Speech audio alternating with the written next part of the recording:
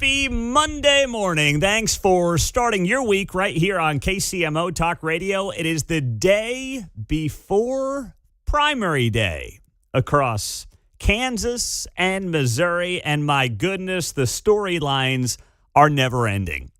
And the one candidate that we really haven't talked a lot about because we haven't even spoken to this person, who might be somebody who come tomorrow night, we're like, what happened there? Did we not see this person coming? Should this person have been getting more attention? Is Vicky Schmitt running for governor of Kansas? Now, she is the most moderate candidate, some may argue liberal candidate, in this Republican GOP gubernatorial primary coming up tomorrow. There's no doubt about it that there are many diehard conservatives who do not want to see Vicky Schmitt as the nominee because they will look at it and say Vicky Schmitt versus Ethan Corson, Kurt Skoog. Basically one and the same. Not a big difference between the two. That would be the opinion of a lot of in-the-know Republicans across Kansas. That's what they would tell you. And I'm not sure that they would be really all that wrong when they say that.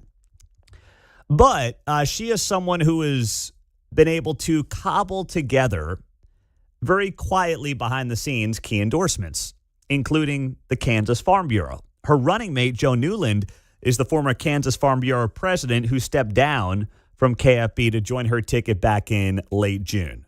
And she hasn't really, as far as I can tell, spent a lot of time in the Kansas City area. Like, I think about the Kansas City area, Johnson County and, Wyandotte County. I think of Philip Starnicki, obviously, being here, spending time here. Scott Schwab is a Kansas City guy, Johnson County guy, spending a lot of time here, obviously. But she's kind of cobbled together quietly a lot of key endorsements in other parts of the state that can make a difference. And the reason I bring her up is because I'm not a fan, really, of the policy. She's, I'm sure, a fine person. I'm not really a fan of a lot of the policy that she may be pushing for, by and large. But, the last few days, I ask people, how's the race looking? What are you hearing? And I try not to ask people involved in the two campaigns, mostly the Starnicki campaign and the Masterson campaign, because what do you know? When you ask them, they say they're guys in the lead. Talk about a bombshell. I know. It's like, wait, you mean when I ask a campaign how their candidate's doing, they think their candidate is winning? Shocker. Absolute shocker. But behind the scenes, I keep hearing from people saying, Pete, if the GOP turnout is not really robust by tomorrow, and you have more of the moderate Republicans who show up, show out, also, they want to be showing up tomorrow, if they haven't voted already, to vote for this Kansas Supreme Court Justice Amendment, which I think is going to have a very difficult time come tomorrow, then you may have someone like Vicky Schmitt clean up with all of 28%. I don't know. I'm just throwing a number out there where she could win a primary with potentially less than 30% of the vote. It's entirely possible. And it's an angle on this race that I admit we really haven't talked enough about over the last couple of weeks. Now, I still think it's down to Starnicki and Masterson, but this is just one of those angles where you got to at least be open to the idea of this possibility coming to fruition when the polls close tomorrow, the votes start being counted, and people are like, well, should have seen that coming. Now, I will say this much about Vicky Schmitt. I saw an ad of hers on, it was either Facebook or X. It was a digital media ad. And she said this about social media and something she would push for if she's elected governor. Being a parent right now is hard. Social media is a big reason why. As governor, I'll ban social media for kids under 16 and put parents back in charge. Now, that doesn't win me over. I like that policy. That does not win me over at all. Like I said, there's a lot about Vicky Schmitt, mostly on the life issue, that I am in no way a proponent of. But it's different. It's something I really haven't heard any other candidate talked about.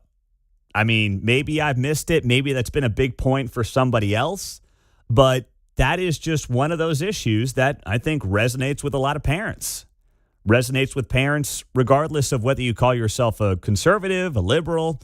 You're like, oh, okay, that's pretty good policy. That'd be great. And it's just, it's different. You're trying to figure out right now down the home stretch, how are you going to stand out? What are you going to do? And that's one of those things that suddenly just caught my eye. And I was like, yeah, that's a good video. It's not the same old nonsense. Who endorsed me?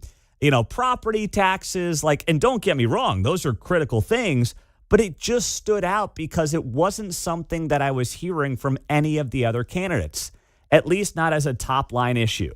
So just keep an eye on that on the Kansas side as we go into tomorrow. Now, on the Missouri side, these amendments, I think, are in serious trouble. To eliminate the property or eliminate the income tax, phase out the income tax in the state of Missouri, I think that's in big trouble.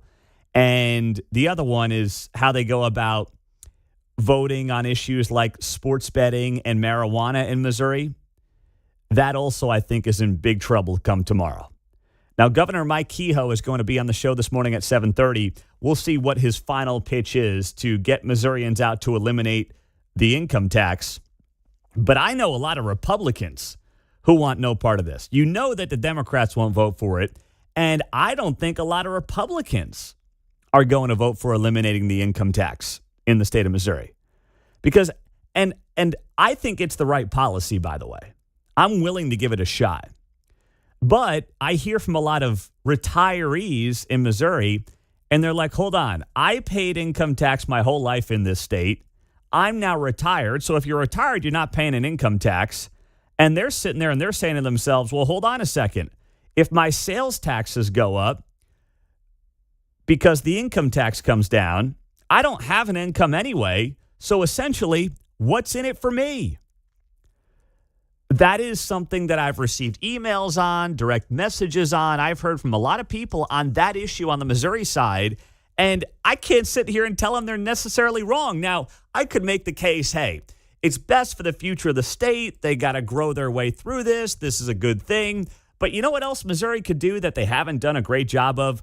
Roll back their ridiculous spending. Now, most states have done this the last few years in the wake of COVID and inflation and everything else.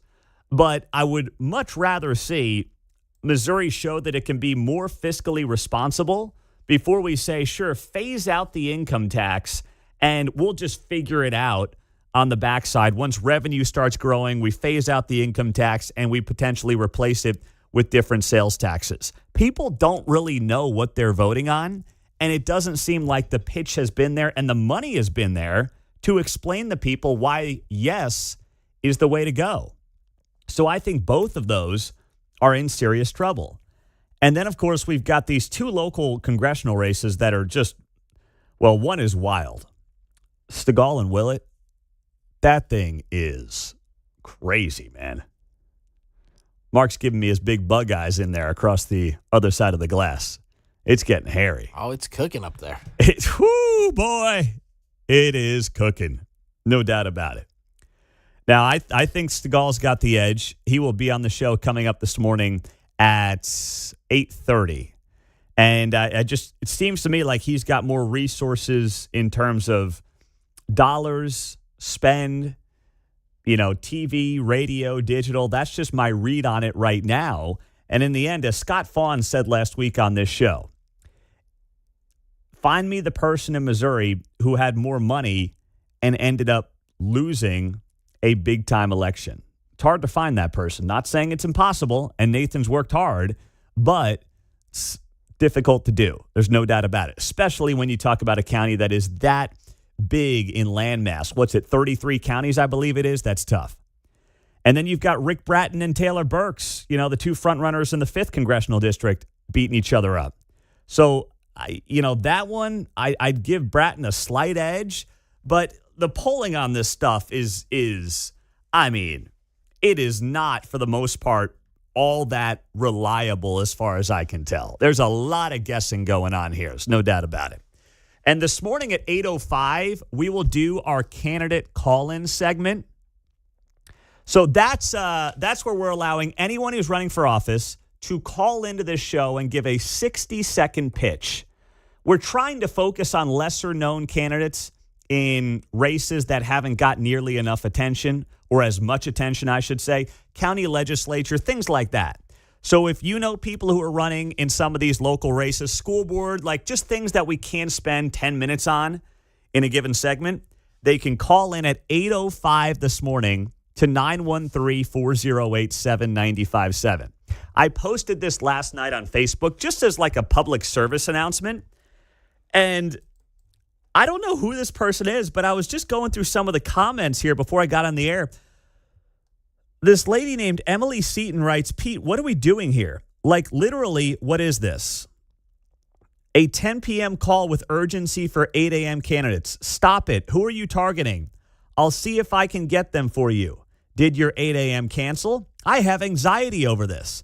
I just text the candidates I want to hear from, and they can't be there or haven't responded yet. You want to set up segments or 60 seconds next Monday? Let me know. I'll book them. I personally have an appointment, but I will have this in my left ear the whole time. Can't wait to see who has nothing planned for 8 a.m. on a Monday morning the day before a primary and what they have to say.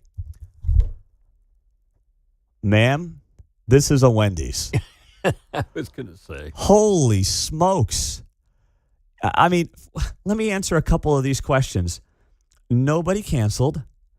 I'm doing this as a public service. I'm giving people 60 seconds. And if it's that important to them, they'll call in.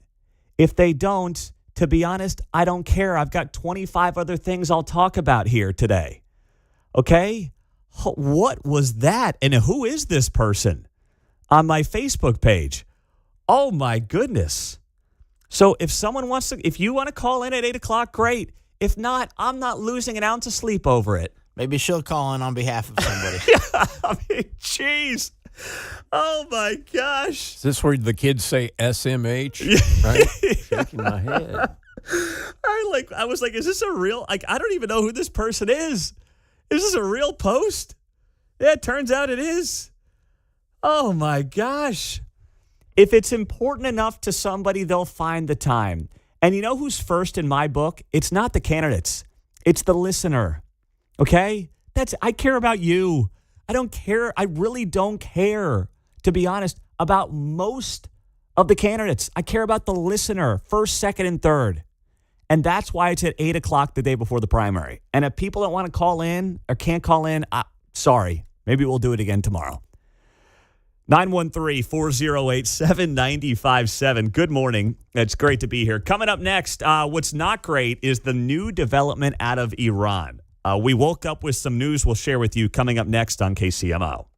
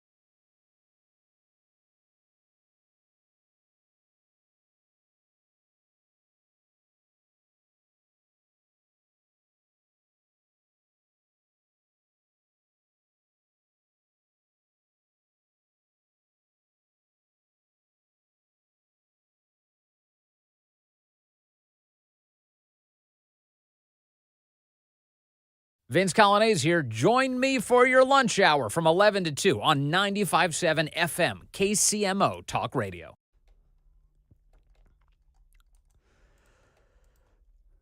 So we've got an update from within the hour. Trey Yingst, who is overseas, he's been in Israel for most of the war with Iran, but he has been leading on the front lines when it comes to reporting, courtesy of Fox News. Here's what he had to say after yesterday. The president pivoted back to a diplomacy strategy. There were big attacks planned for Iran over the weekend with the U.S. and Israel. And then at the 11th hour, Trump pulled out. He said they want to negotiate, and around we go. I just immediately my brain goes here. Fool me once, shame on me. Well, fool me once, shame on you. Fool me twice, shame on me. That's where my head's at right now on a Monday morning with this. I don't see anything that suggests this time it's going to be different. But here's some of the reporting this morning from Trey Yingst and what's going on there overseas right now. Overnight, Iran's President Masoud Pezeshkian posted to X about the memorandum of understanding that was reached earlier this year, saying in part, "I believe this memorandum will be the center of gravity for our foreign relations in the future. We must strive to compel the enemy to remain committed to what it has signed. The security of the country, the region, and our allies will be enhanced by this memorandum." Now, international focus remains on the Strait of Hormuz, where an explosion was heard this morning by a tanker, according to maritime tracking groups. Reports indicate that a new deal could see the strait opened for 60 days without fees. With the possibility of another agreement in sight, the region remains on alert since the Iranians are denying any direct progress. We currently do not have negotiations with America. The negotiations are with Oman and are focused on reaching an understanding over a path to ensure the security of shipping passage through the Strait of Hormuz. Here in Israel, the military remains on high alert. Officials believe the situation could change any day. So that was Trey Yingst earlier this morning on Fox. And what still is unclear to me is how we went from, as the president called it, he said it was going to be the biggest bombing by the United States since World War II. Now, I'm going to assume some of that is just Trump talk, where it's just, him saying what he's going to say. It was going to be the biggest bombing ever. No one's ever seen a bombing like this. It's going to be one of those deals, right? That's always how it seems to go sometimes. And then suddenly we do an about face, and it's like, stand down. Now, the Wall Street Journal reports that Saudi Arabia's national news agency reported that Crown Prince Mohammed bin Salman has asked the president to stand down, and there were fears that its oil facilities and tankers would become a target of Iran in the Gulf, and that Iran's Houthi proxy in the Red Sea would also be targeting them as well. If that is true, it's another sign that Iran now has escalation dominance in this conflict. That's what the Wall Street Journal reported. And if that is true, then the Wall Street Journal's analysis is correct, which is that Trump is not getting the cooperation from some of these other Gulf countries because they don't want the escalation and they fear what the retaliation could potentially be from Iran. Listen, Iran is much tougher than I think this administration thought it was going to be.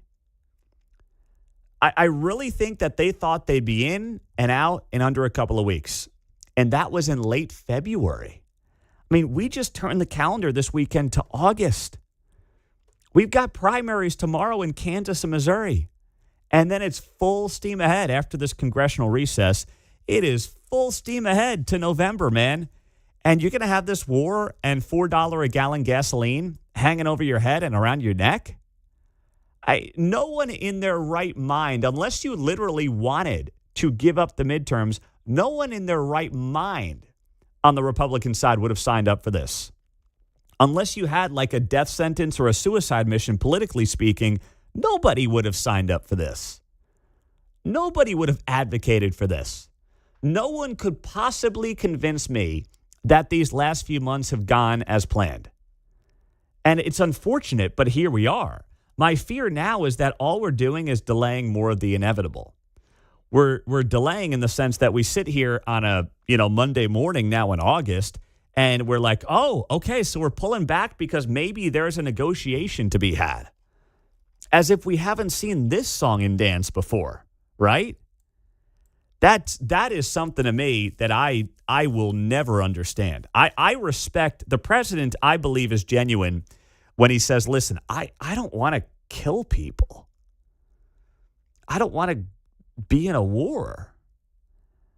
But he also wants to make sure that Iran does not have the nuclear capabilities that the intelligence community told him that they're on the verge of possessing. I can respect that. I really can, and I do. But in the end, if you're dragging on and dragging on and dragging on, and you know that they're just buying time over on that side of the world, then what are you going to do about it? And it's one of those things, too, that just from a pure political perspective of all the calculations the president's made, and he's made some damn good ones over his, give or take 5.5, 6 years in office. This is the one that sadly might define him in a way that can really hurt the last couple of years of what has been a solid administration, going back 10 years at this point. The disaster on the sports side over the weekend got political next.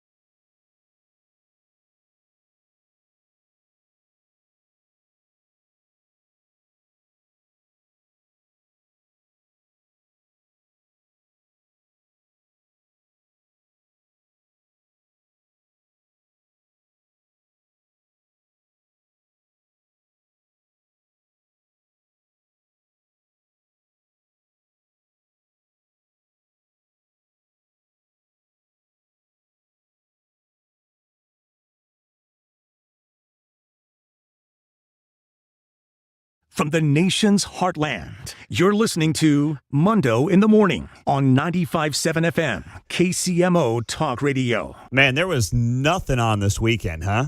I mean, you can't watch Royals baseball. I'm sorry. Shame on me. What an absolute imbecile I am for teasing last week to you guys. Hey, maybe we can have the Royals entertain us for the last, few weeks before football starts. Boy, do I look like an absolute idiot.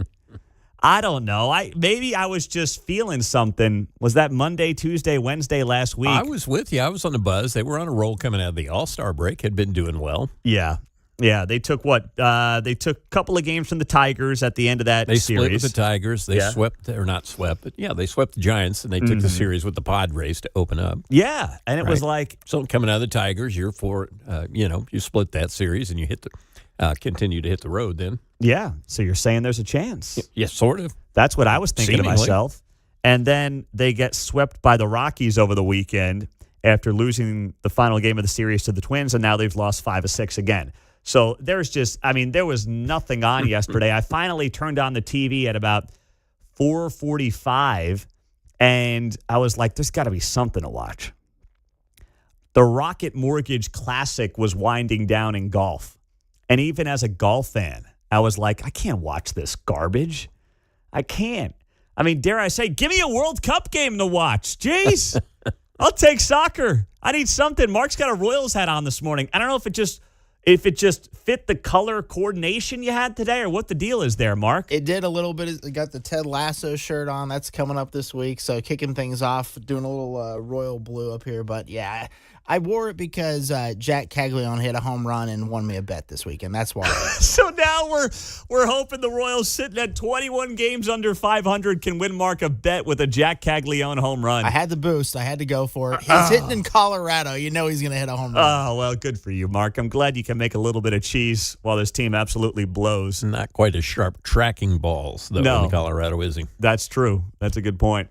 Well, I bring this up because the WNBA is like the center of the sports universe right now. The problem is the conversations are all political. So over the weekend, the head coach of the Indiana Fever, Stephanie White, obviously, you've got Caitlin Clark on that team. That's got a whole slew of issues and angles and topics that we've talked about that are political, that are cultural, that may very well appear to be racial in large part as well. You've got that issue with Caitlin Clark in the Indiana Fever. And then you've got Missouri's own Sophie Cunningham making a lot of noise. And God bless Sophie Cunningham. Seriously. She is not backing down to the woke mob at all.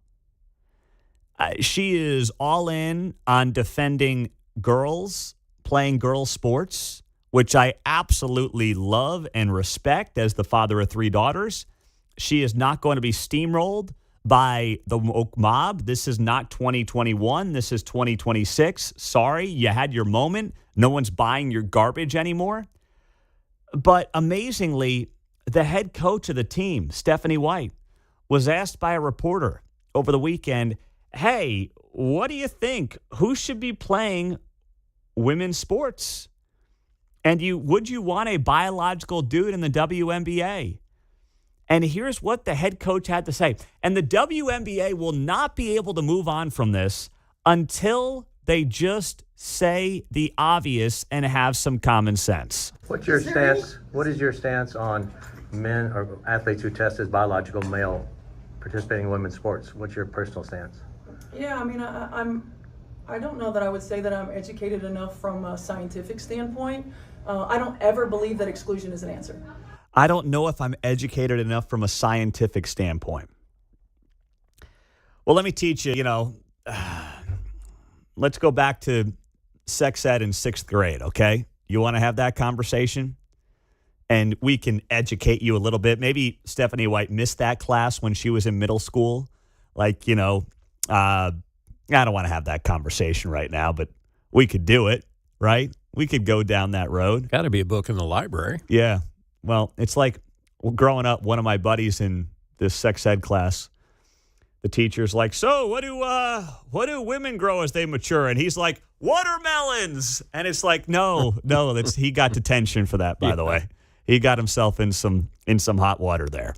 So I won't do the whole sixth grade humor thing, but Stephanie White saying, I'm not knowledgeable enough to know whether or not men should be competing in women's sports. I mean, get serious. I just don't. I do think, when we think about various levels of sport, various governing bodies of sport and things that go into that, like I said, I'm not educated enough at the different levels. I know growing up, I played with the boys all the time. So there weren't girl sports. Would you? I played with the boys all the time. Yeah, well, I play. Yes, okay, yes. Playing with the boys all the time is fine. It's cool. My oldest daughter spent all of first grade last year mostly playing soccer with overwhelmingly first grade boys at recess. She'd come home and I'd say, how was school? What was your favorite part of school today? She'd be like, recess and lunch. I'm like, okay, how about the classroom? But, eventually I just rolled with it. What'd you do at recess? So I played soccer. And she'd say, yeah, none of the girls wanted to play with me, so it's just me and the boys. And I was like, oh, that's cool. That's, whatever you want to do. That's great. Whatever makes you happy. Gave her confidence, and she knows. She's like, the boys are always faster and stronger, and they don't always want to play with me for that reason. And she seems, my oldest daughter seems to have more biological knowledge than the head coach of the Indiana Fever over the weekend, Stephanie White. Welcome a biological male in WNBA. Again, it's like, I don't know, when we talk about biological male and scientifically where we are, I think it's a totally different scenario. As I said, I'm not educated enough in terms of transgender and transitioning to give you a smart answer. I would say, though, that I just don't feel like exclusion is an answer. Yeah, we know you couldn't give a smart answer on a very simple question. And until they can just start answering these questions with the obvious common sense on where like 95% of America is, then they're going to continue to face them. It's not going to go away. And it's a blessing and a curse for the WNBA because like right now, they're the only game in town. Baseball's in that lull where, okay, there's a trade deadline today, but let's be honest, a lot of teams are out of it. NFL training camp is getting underway. The golf season feels like it's basically over. You've got the sports stage more or less to yourself, and the WNBA has a great opportunity here. It's growing in popularity. Caitlin Clark, a big reason for that. The politics came to them, there's no doubt about it, but they've been their own worst enemy in combating the politics and trying to get the politics out of the sport. They've done nothing to help themselves. How about when you get posed with that question, you say, oh, did the league sign someone? Yeah. Well, no. Oh, okay. Well, then that's no concern of mine right now. Yeah. Or just do that, to your point. Right. If you're focusing on the business at hand, unless the league has signed someone, I've got no comment. Mm-hmm. It's very simple. Very, very simple. And I just wish that they would at least, like you say, John, be prepared to answer it that way with a no comment versus... But I didn't signal my virtue, did I? Well, that's the thing. Yeah. They may feel pressure to do the virtue signaling clearly to a very small percentage of their audience by and large. It's a loud percentage, but it's not a big percentage. The people that are going to make these women's sports win are people like you and me, with young kids, specifically young girls, who want to watch women play sports at the highest level and cheer on their favorite players and their favorite teams. That's how these sports end up winning. It's not going to be because they're the best athletes, because obviously men are always going to be better athletes than women. It's just a fact. They'll be stronger and faster. We get it. We've talked about that a million times. But it's going to be families driving the boat. And overwhelmingly, families are not out there saying, you know what? If a guy plays against my daughter, no biggie. All good. We don't want to exclude anybody. No one's talking about exclusion. You have made up that narrative. The exclusion narrative does not actually exist. It's just about participating in sports based on whatever your biology is, based on how you are made in the image of God. That's it. Coming up, we'll get to our 6 at 6, top 6 stories in the 6 o'clock hour. 7 o'clock hour, we will have on Taylor Burks, 7:20. Mike Kehoe, the governor of Missouri, at 7:30. We'll do candidate call-ins at 8:05. Anybody running for office can call into this show at 8:05 and make a 60-second pitch on the air. And then Chris Stigall at 8:30, Eric Schmitt at 9. Busy morning ahead on KCMO.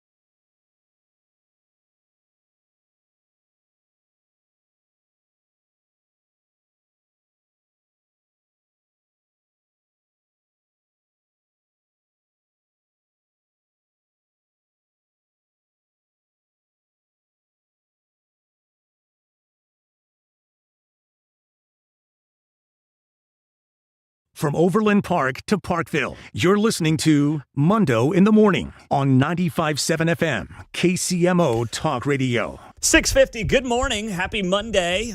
I know for at least the Kansas side of the state line, it's the final week of summer, full week before the kids get back to the classroom next Thursday. Tomorrow, of course, is Election Day, but let's get to it here on a Monday morning. It's time for the 6 at 6 on KCMO Talk Radio. Number 1. A man from Parkville drowned Saturday afternoon while swimming at a public beach down at Table Rock. Just an absolute tragedy. And according to the Missouri State Highway Patrol, it was about 1:20 in the afternoon. A 25-year-old man who remains unnamed was swimming from the shoreline of Moonshine Beach when he reportedly struggled and went under the water. The man did not resurface. 30 minutes later, he was pronounced dead at the scene by paramedics. This is the Missouri State Highway Patrol Troop D's 9th drowning of 2026. And so far this year, drowning deaths have doubled on Missouri waterways. 30 people have died in drowning and boating-related incidents on Missouri waterways so far this year, compared to 15 during the same period last year. I don't know what would be driving that. If it would be some combination of maybe pop-up bad weather that is catching people off guard, but the fatalities have been anywhere from the age of 2 up to the age of 86. So wear a life jacket, swim with a friend, know your limits in the water. That is obviously the recommendation, but that is a huge increase. That's not getting nearly enough attention. Number 2. Next up in our 6 at 6 here on KCMO Talk Radio. The Kansas Department of Health and Environment is warning residents statewide that they are at high risk of being bitten by the West Nile virus carrying mosquito. The KDHE's weekly West Nile risk assessment and data dashboard shows the entire state of Kansas is currently at high risk. Health officials note that many people infected with West Nile virus never develop symptoms, but for those who do, illnesses can range from mild to potentially life-threatening. What are the mild symptoms? Fever, headache, body aches, rash, vomiting, diarrhea, severe cases, neurological infections, brain damage, and yes, God forbid, death. So leaders are warning that dozens of Kansans have developed the West Nile virus and do develop it every single year. But right now, the entire state finds itself in a high-risk situation. Number 3. Next up in our 6 at 6, the latest from Iran. Well, the president called off attacks scheduled for the weekend. We are now in this weird phase of potentially ending the war once again. For this would be, I think, the 9th or 10th time, I guess, the war would be coming to an end, give or take, a couple of times. The markets like it so far. Dow futures have jumped 400 points, and oil is down about 6% in the pre-trading hours. So right now, oil slides back under $80 a barrel. It peaked at 110 in early April during the war. It was down to as low as 60 before the war began. So that's where we're at right now. Oil prices falling more than 5% as Middle East tensions ebb on diplomatic efforts. That's the headline from CNBC here on a Monday morning. Number 4. Well, the Major League Baseball trade deadline is happening, and yes, it is today, 5 o'clock Central Time. All teams must finalize and submit their trade details to the league office by 5 o'clock this afternoon. Are we expecting anything at all from the Royals? I mean, I don't mean trading for someone. I mean unloading for prospects. Yeah, potentially. They traded Lane Thomas away over the weekend and maybe one of the pitchers, Ober, I think, something like that. So they've made one small trade. I don't know if they're going to do anything else, though. Okay, but they're going to keep the bulk of this core intact. I would imagine so, especially with guys injured like Vinny and stuff like that. Well, you just wonder. They're 21 games under 500. They got swept by the Rockies over the weekend, who are like the other worst team in baseball in the National League outside of the Mets. I mean, it's just been a rough summer.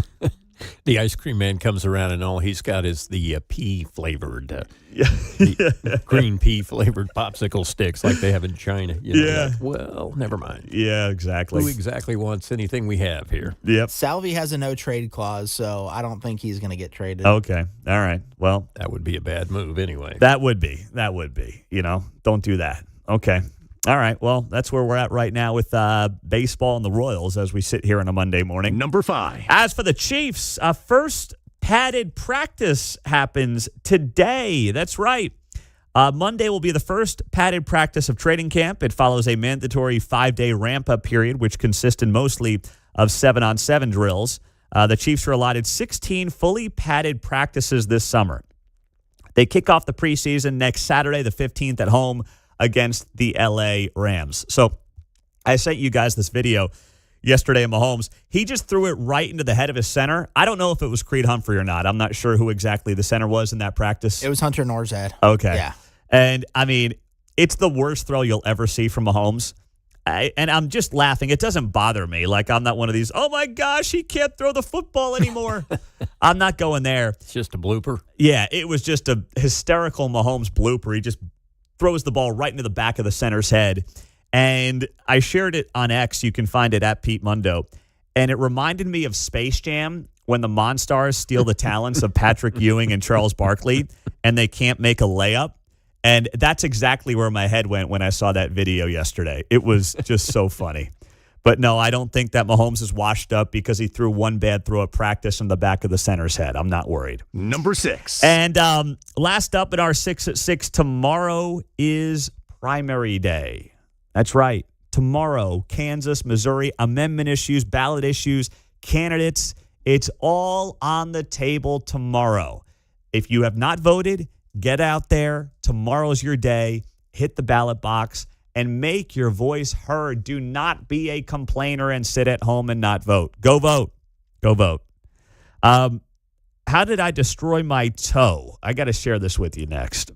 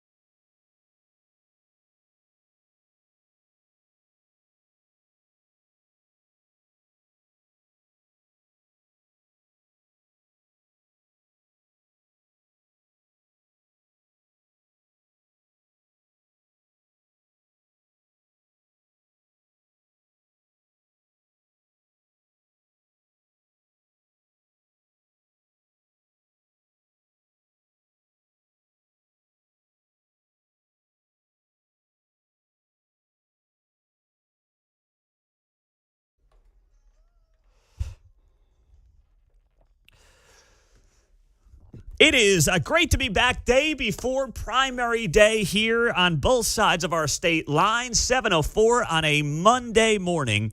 Thank you to some of our fill-in hosts giving me a little bit of time off the last couple of weeks, whether it was Paul Gallant, Patrick Toohey, Jimmy Sangenberger out of Denver, who I heard was playing the harmonica on the air. That is one thing you will never hear from me. There's a lot of things I think I could do on the air that would be entertaining.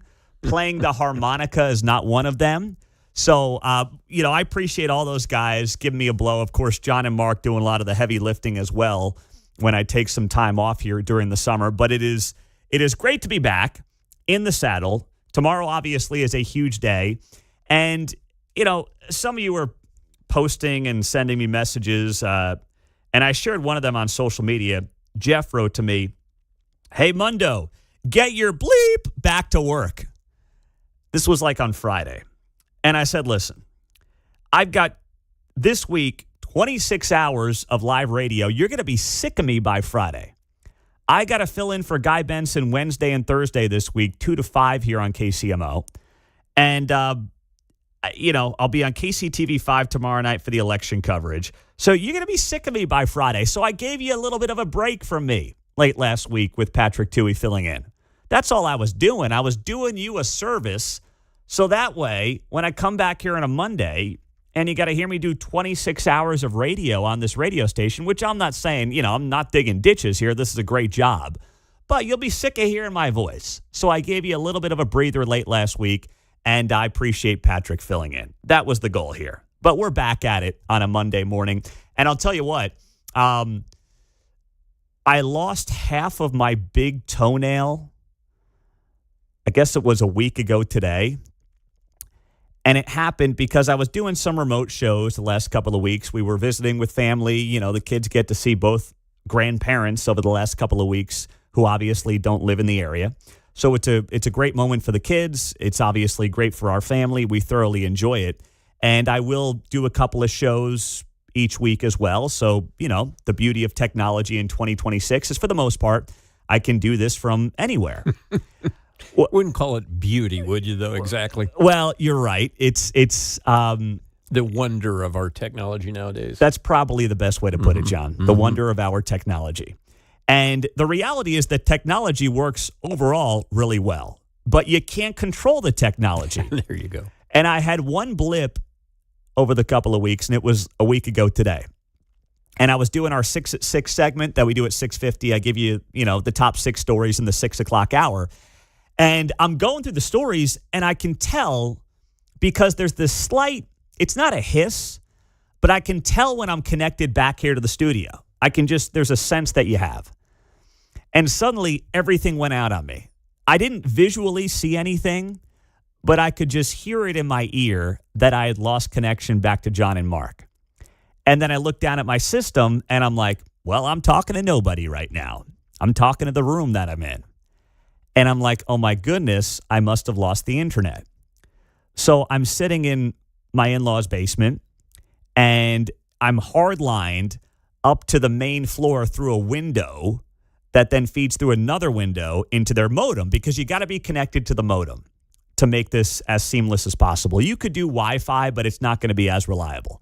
So I'm hardlined in.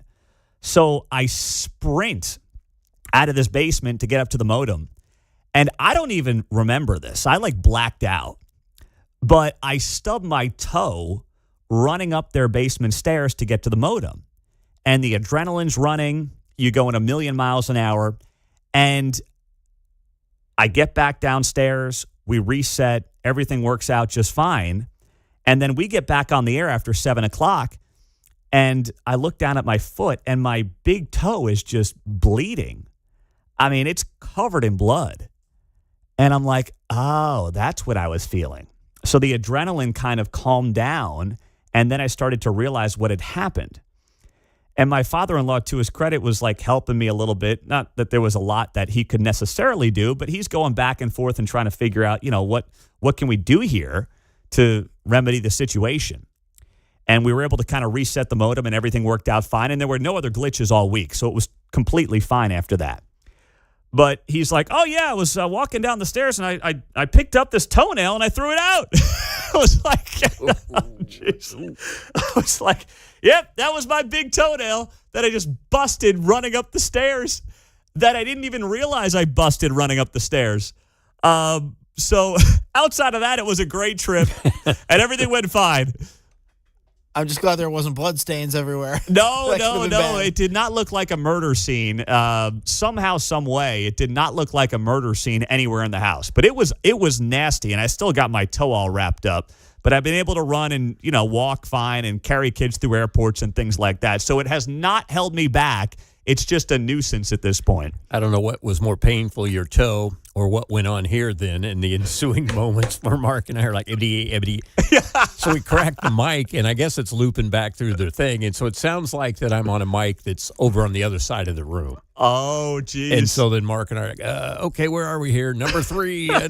So thank goodness you had the Royals and the Chiefs as the last two because, man, we filled up those 3 minutes with that. Well, good job by you guys. But it was touch and go there for a minute. Oh, geez. That's only happened one other time to me when Keatsman was broadcasting from Arizona, and I tried to fill some time, like, briefly talking. And the same thing happened last time where I have your guys' feed up, and then it back feeds to me, and it just doesn't sound – I just need to turn your guys' feed off. Doesn't sound normal, and you're like, am I on the air? Yeah.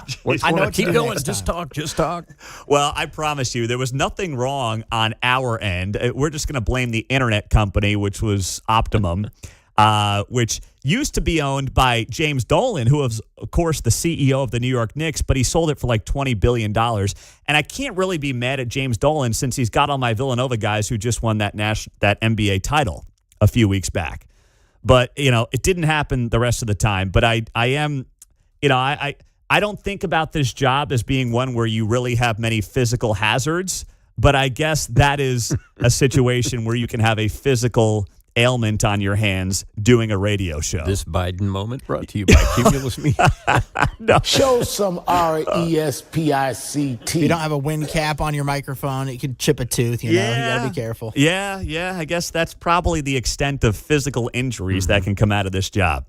Oh, man, but it is great to be back on a Monday morning here on KCMO. So let me share this with you before we get to Taylor Burks coming up here in just a few minutes. He's running for Congress in the 5th District. And then we got Mike Kehoe, the governor of Missouri, at the bottom of this hour at 7:30. So we were coming home on Saturday, and I was, listen, I can't really get a lot of reading done on vacation, right? It's not that kind of vacation when you get the kids and the family and everything else. So the little bit of reading I got done came on the airplane both ways. If the kids had calmed down and they're doing their drawings or whatever, the little one was sleeping, then I actually cracked Bill O'Reilly's Confronting the Presidents. And did you guys know where the phrase okay came from? I do. You do? Yeah. Okay. So I have no idea if I'm like the only guy who had no idea about this. No, sometimes there'll be a thing on maybe YouTube or someplace where they run down all kinds of phrases back to square one. That's actually a BBC soccer thing. Okay. About that. So I read it and or heard that in a list of those types of things. Okay, so you know this then, John. World War II, right? No. Aha. No. It goes all the way back to the 1800s. Okay. I think probably means the same thing. I'll see then. Vice President at the time, Van Buren, never disagrees with Andrew Jackson. This is written by Bill O'Reilly in Confronting the Presidents. Thus, a new word is formed that becomes synonymous with agreement. Among Martin Van Buren's many nicknames is Old Kinderhook, in reference to his town of birth. This is often shortened to OK. Coincidentally, Andrew Jackson prints this abbreviation on official documents. When he wants to approve something as all correct, he simply writes OK. Despite his proficiency in Latin and law, Jackson is such a poor speller that he believes all correct is spelled ole, O-L-E, correct, K-U-R-R-E-K. Thus, OK enters the American lexicon as a verbal affirmation and eventually becomes the most used word in the entire world. There you go. Mark's mind is absolutely blown on a Monday morning. I don't need to give another plug for O'Reilly's book. He's got a new book, Confronting America, coming out this fall. I just got the advanced reader copy in the mail when I showed up to the studio this morning. But how about that? That's where OK comes from. President Jackson and his VP, Martin Van Buren. Go figure. Speaking of O'Reilly's morning updates coming up, we got Taylor Burks right around the corner and Governor Mike Kehoe on the Missouri side at 7:30 on KCMO Talk Radio. All right, so you're sitting there right now and you're thinking to yourself, maybe you're back from break like I am. You're thinking about the fall, getting the kids back to school. You're also thinking about the updates that you want to make to a kitchen, to a bathroom, to a basement. Well, make CMP Construction the only call here in Kansas City. You can see their work at cmpremodel.com. That is where you will learn all about this 25-year local business run by Chris and Teresa right here in Kansas City. And when it comes to getting great work done, listen, there's a lot of people that are going to come in. They're going to try to push you through this sales experience that is beyond painful and then get you to sign right there and there. That's not how CMP Construction goes about their business, all right? And, one of the things that they do is they have incredible repeat business as well.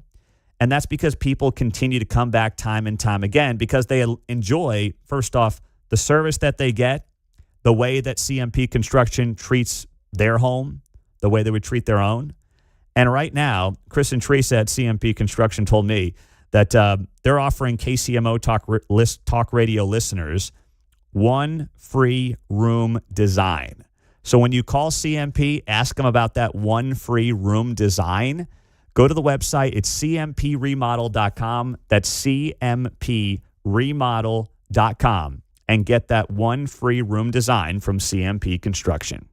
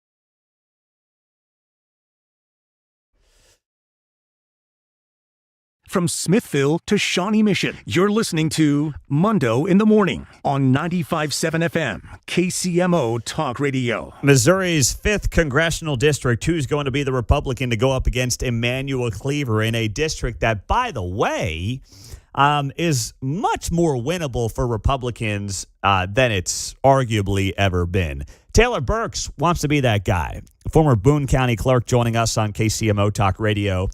Taylor, good morning.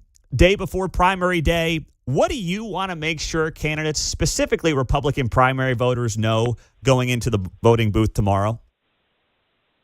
Hey, Pete, thanks for having me on. Appreciate the chance to talk to your listeners again. Good to talk to you a couple of weeks ago.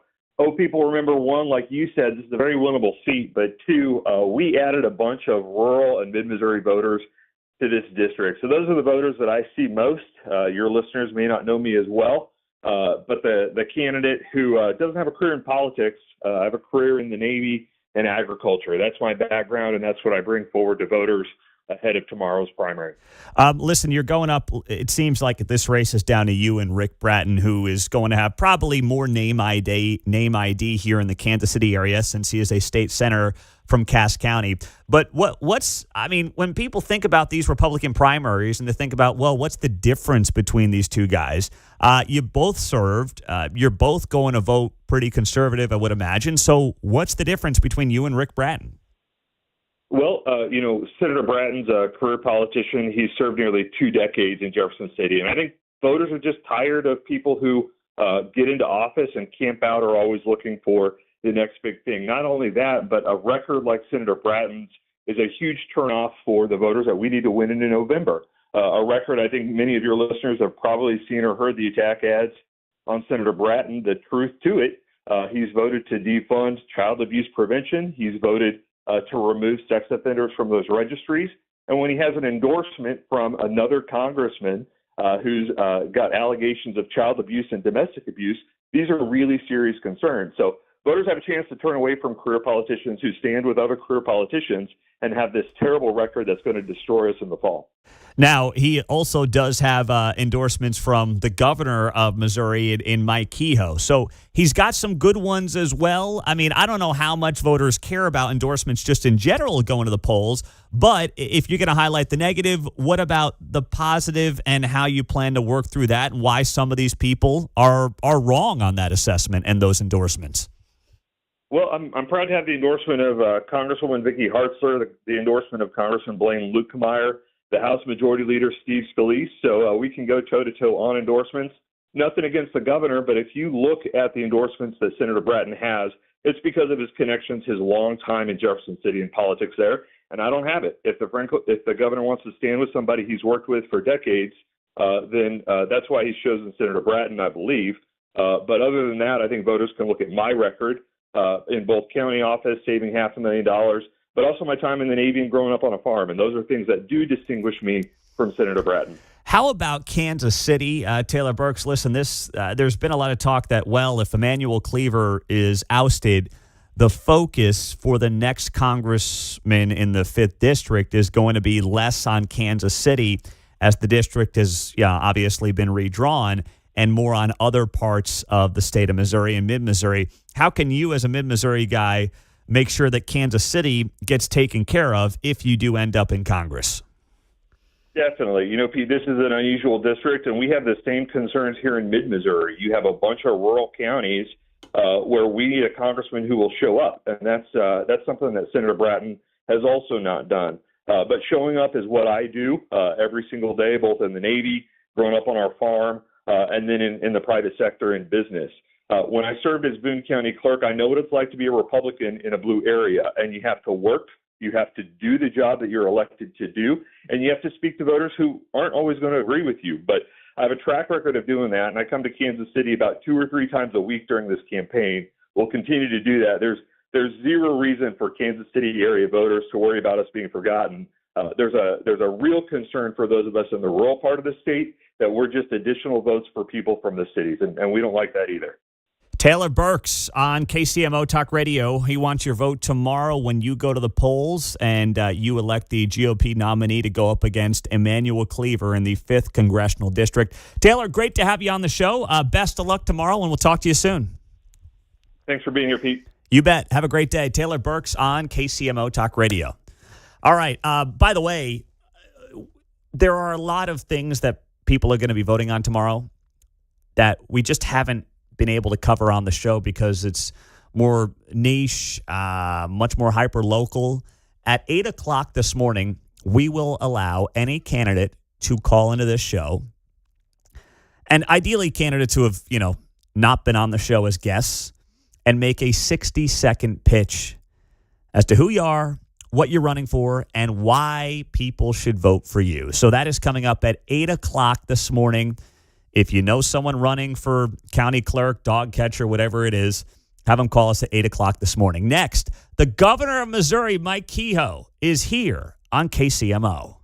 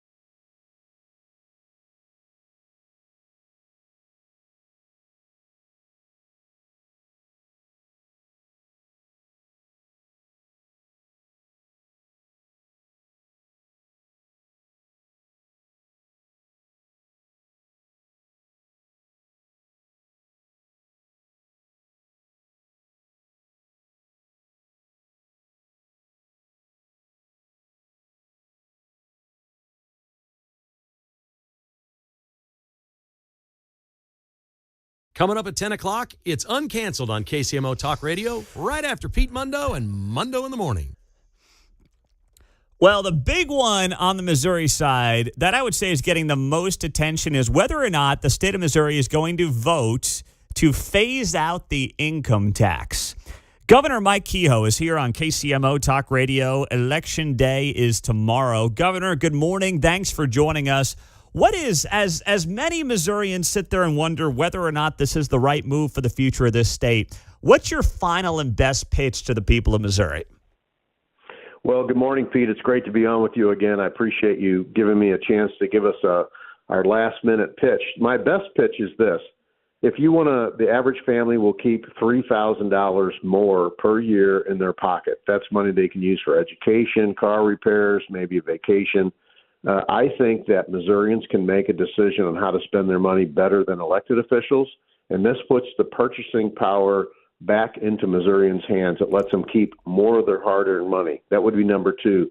Number one. Number two would be we need to be more competitive with states around us that have phased out or eliminated their income tax, and they're seeing population growth and right with it economic growth. If we want our state to continue to grow, if we want to continue to have economic opportunities for our kids and grandkids, we've got to make sure that we have a population that's growing. We're seeing states on the east and west coast with residents looking to flee those states. We want to be a receiver of those folks. They're not even looking at Missouri because we're not competitive with other states who don't have an income tax. So for the long-term, short-term gain, you get to keep money into your pocket that you earn. Long-term gain, and I'm talking about 20, 30, 40, 50 years, our population grows, our economy grows, and Missouri stays a leading state in the nation. Okay, now for people who say, well, it's great, I'm saving $3,000, but what might happen in a worst-case scenario to my sales tax rates, and how could that potentially impact me to the negative? And, you know, there's retirees who are like, well, I paid this income tax. I'm not working anymore. I'm just at risk of potentially having sales tax money taken out of my pocket by the state. How do you respond to them? Well, sure. There's guardrails in the constitutional question that will be before the voters tomorrow. And those guardrails say that the legislature could never, ever change the sales tax code by 1 penny more than what it takes to offset the income tax. So there's no net change to this to where it would be something. It's got to be net neutral according to the question. And as far as a retiree is concerned, those retirees, their larger things that they're going to spend money on are health care, which we say and the legislature has agreed will not be taxed. Agriculture is not going to be taxed. Real estate is not going to be taxed. Some of those retirees might have real estate investment, or they might be a lower income person who's paying rent. That's not going to be taxed. So they're not going to see additional sales tax on things that they're buying in retirement, but they are helping invest in the future. And the future is growing the population, having those retirees' kids and grandkids and great-grandkids stay in the state of Missouri because of opportunities. Again, this is something that has a short-term effect that's good to the average family and a long-term effect for our state. So if the sales tax rates can't increase, then how does this all get offset even as the revenue grows in the state of Missouri to phase this income tax out over time? Well, our sales tax is over 100 years ago old. It was started to be developed in the early 1900s. The last time it's been tweaked is 1931. Every state around us has changed their sales tax code to update to the modern economy in the last 30 or 40 years. We're the only state has not done that. So I say this is a fairness issue to the brick and mortar businesses up and down Main Street, Missouri, who are selling a tie to somebody and collecting sales tax. But that person is going online and buying that tie and not collecting sales tax. So modernizing our sales tax code to the kind of the gig economy, the e-commerce economy we live in, and then look at what makes sense to make sure that we're competitive with other states in that sales tax code. That's how you offset the income tax that would go back into Missourians' pockets. But remember, one thing has to happen first before the other. So the revenue stream has to get replaced. So essential services, public safety, you and I are big spokespersons for protecting our public safety efforts and the men and ladies who provide that in our communities. None of that can ever be cut or compromised because we will replace that revenue stream with a different sales tax code that takes into effect that we live in 2026, and we're about to go in the next 30 or 40 years into this e-commerce economy. So people will be paying new taxes. It'll just be sales taxes on things that currently aren't sales taxed by the state. Sure, and the sales tax rate is definitely, I don't want to paint any picture that's not true. The legislature will look at the sales tax rate. Our 4.225 is the lowest of any of our surrounding states. Most states are somewhere in the 6 or 7% on their state sales tax rate. So they'll I don't want to mislead anybody. That's something that the legislature can look at. But the guardrail is they can never raise that any more than what it takes to offset the income tax that's coming back into your pocket. So when you see these crazy ads about runaway sales taxes and they're going to triple or quadruple, that's just a scare tactic to scare people out of this conversation. So when you can't win on the merits of an issue, you go to whatever you want to say, and certainly special interest has put a lot of money to defeating this because, quite frankly, they're making money off of this right now. I want Missourians to make the money. Well, on that note, I mean, listen, I know that there are limits to your role in this to some extent, but how disappointed are you as governor that it does seem like this initiative, which you are obviously a proponent of and a fan of, there just hasn't been, it seems like, the financial support from an advertisement perspective that you're seeing on the no side here on this? Well, it's easy to say no to something, right? Yeah. I mean, it takes a little bit of an explanation to say yes. So it's easy to say no on 4, no on 5, and have nothing behind it. So saying no to a question is very easy. But you're right. We campaigned for 18 months in the state. You know this as much as anybody else. We looked Missourians in the eye and said, we're going to give you an option to phase out our income tax. We think that when politicians make a promise, they should try to deliver. We passed it through the legislature, through the House and Senate in a very open and transparent process. Now it's before the voters tomorrow. I think that's appropriate. I think voters should be able to decide. It's a major policy change from our state, but it is the policy change we need to continue to grow our economy. If Missourians, because unfortunately somebody is scaring them on the other side, decide this isn't the right policy, I'd like those people who are the no people to tell us what is their plan. Because if you ask them, they don't have one. And that's what's sad about this whole thing. Governor Kehoe, last thing, too, the other amendment tomorrow, Amendment 4, which is how citizens in the state would basically approve some of these proposals, whether it's marijuana or sports betting that come in front of the voters in the state of Missouri. It's a little more nuanced for the person that's not like in the weeds on politics in the state of Missouri. So to that person, the person that is kind of going to the polls tomorrow because they know it's the right thing to do, but they're a little confused on what Amendment 4 does, how would you explain it to them? Amendment 4 makes it harder to change our state's constitution, and it should be hard to change our constitution. You know, whether you like the marijuana initiative or not, in 2022, that added 200 pages to our 40-page Constitution. Amendment 3 in 2024, which I think was horrible, that let abortions be legal along with transgender surgeries in Missouri, changed our Constitution. The things that the average Missourian, as I travel around saying, why did we get Amendment 3 passed? Why did we expand Medicaid back in 2020? Medicare, all these things that's happening have happened because these outside interest groups have come in and paid to have signature collectors in front of the local grocery store or hardware store having you sign a petition and get things on the ballot. That's too easy to change our Constitution. Amendment 4 makes it harder to change the Constitution, and it should be hard to change so that we protect what Missouri values are all about. Governor Kehoe, thank you as always for being here. Really appreciate your time, and we'll see how it plays out tomorrow. Thanks so much. All right. Pete, thanks for having me on again. It's always great to talk to you. Likewise. That is Mike Kehoe, the governor of Missouri on KCMO. Listen, he's got skin in the game, obviously, on this Amendment 4 and Amendment 5. He wants a yes vote on both. We'll see how it plays out. I do think it's an uphill battle for both of them.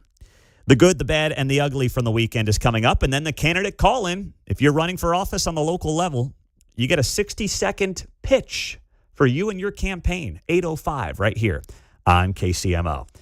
All right, as you are thinking about things you've got to check off your list, maybe you had a party this weekend and grandma almost tripped and fell over a jagged edge in your back patio or something like that?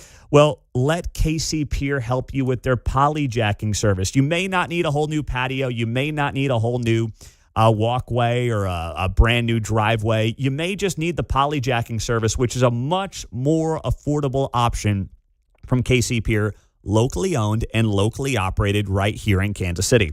And when you call KC Pier, what happens? There's this amazing thing that happens when you call them. A human being in Kansas City picks up the phone. I know, it's a novel concept in 2026. But that's their commitment to being a local Kansas City business. That's just how they run it. So go to kcpier.com. They have all your foundation repair needs. And right now, after the big spring rains and the hot summer heat, you've got that concrete moving all over the place. So let their polyjacking service help you out today. An affordable option to some big project or big replacement. Go to kcpier.com. That's kcpier.com.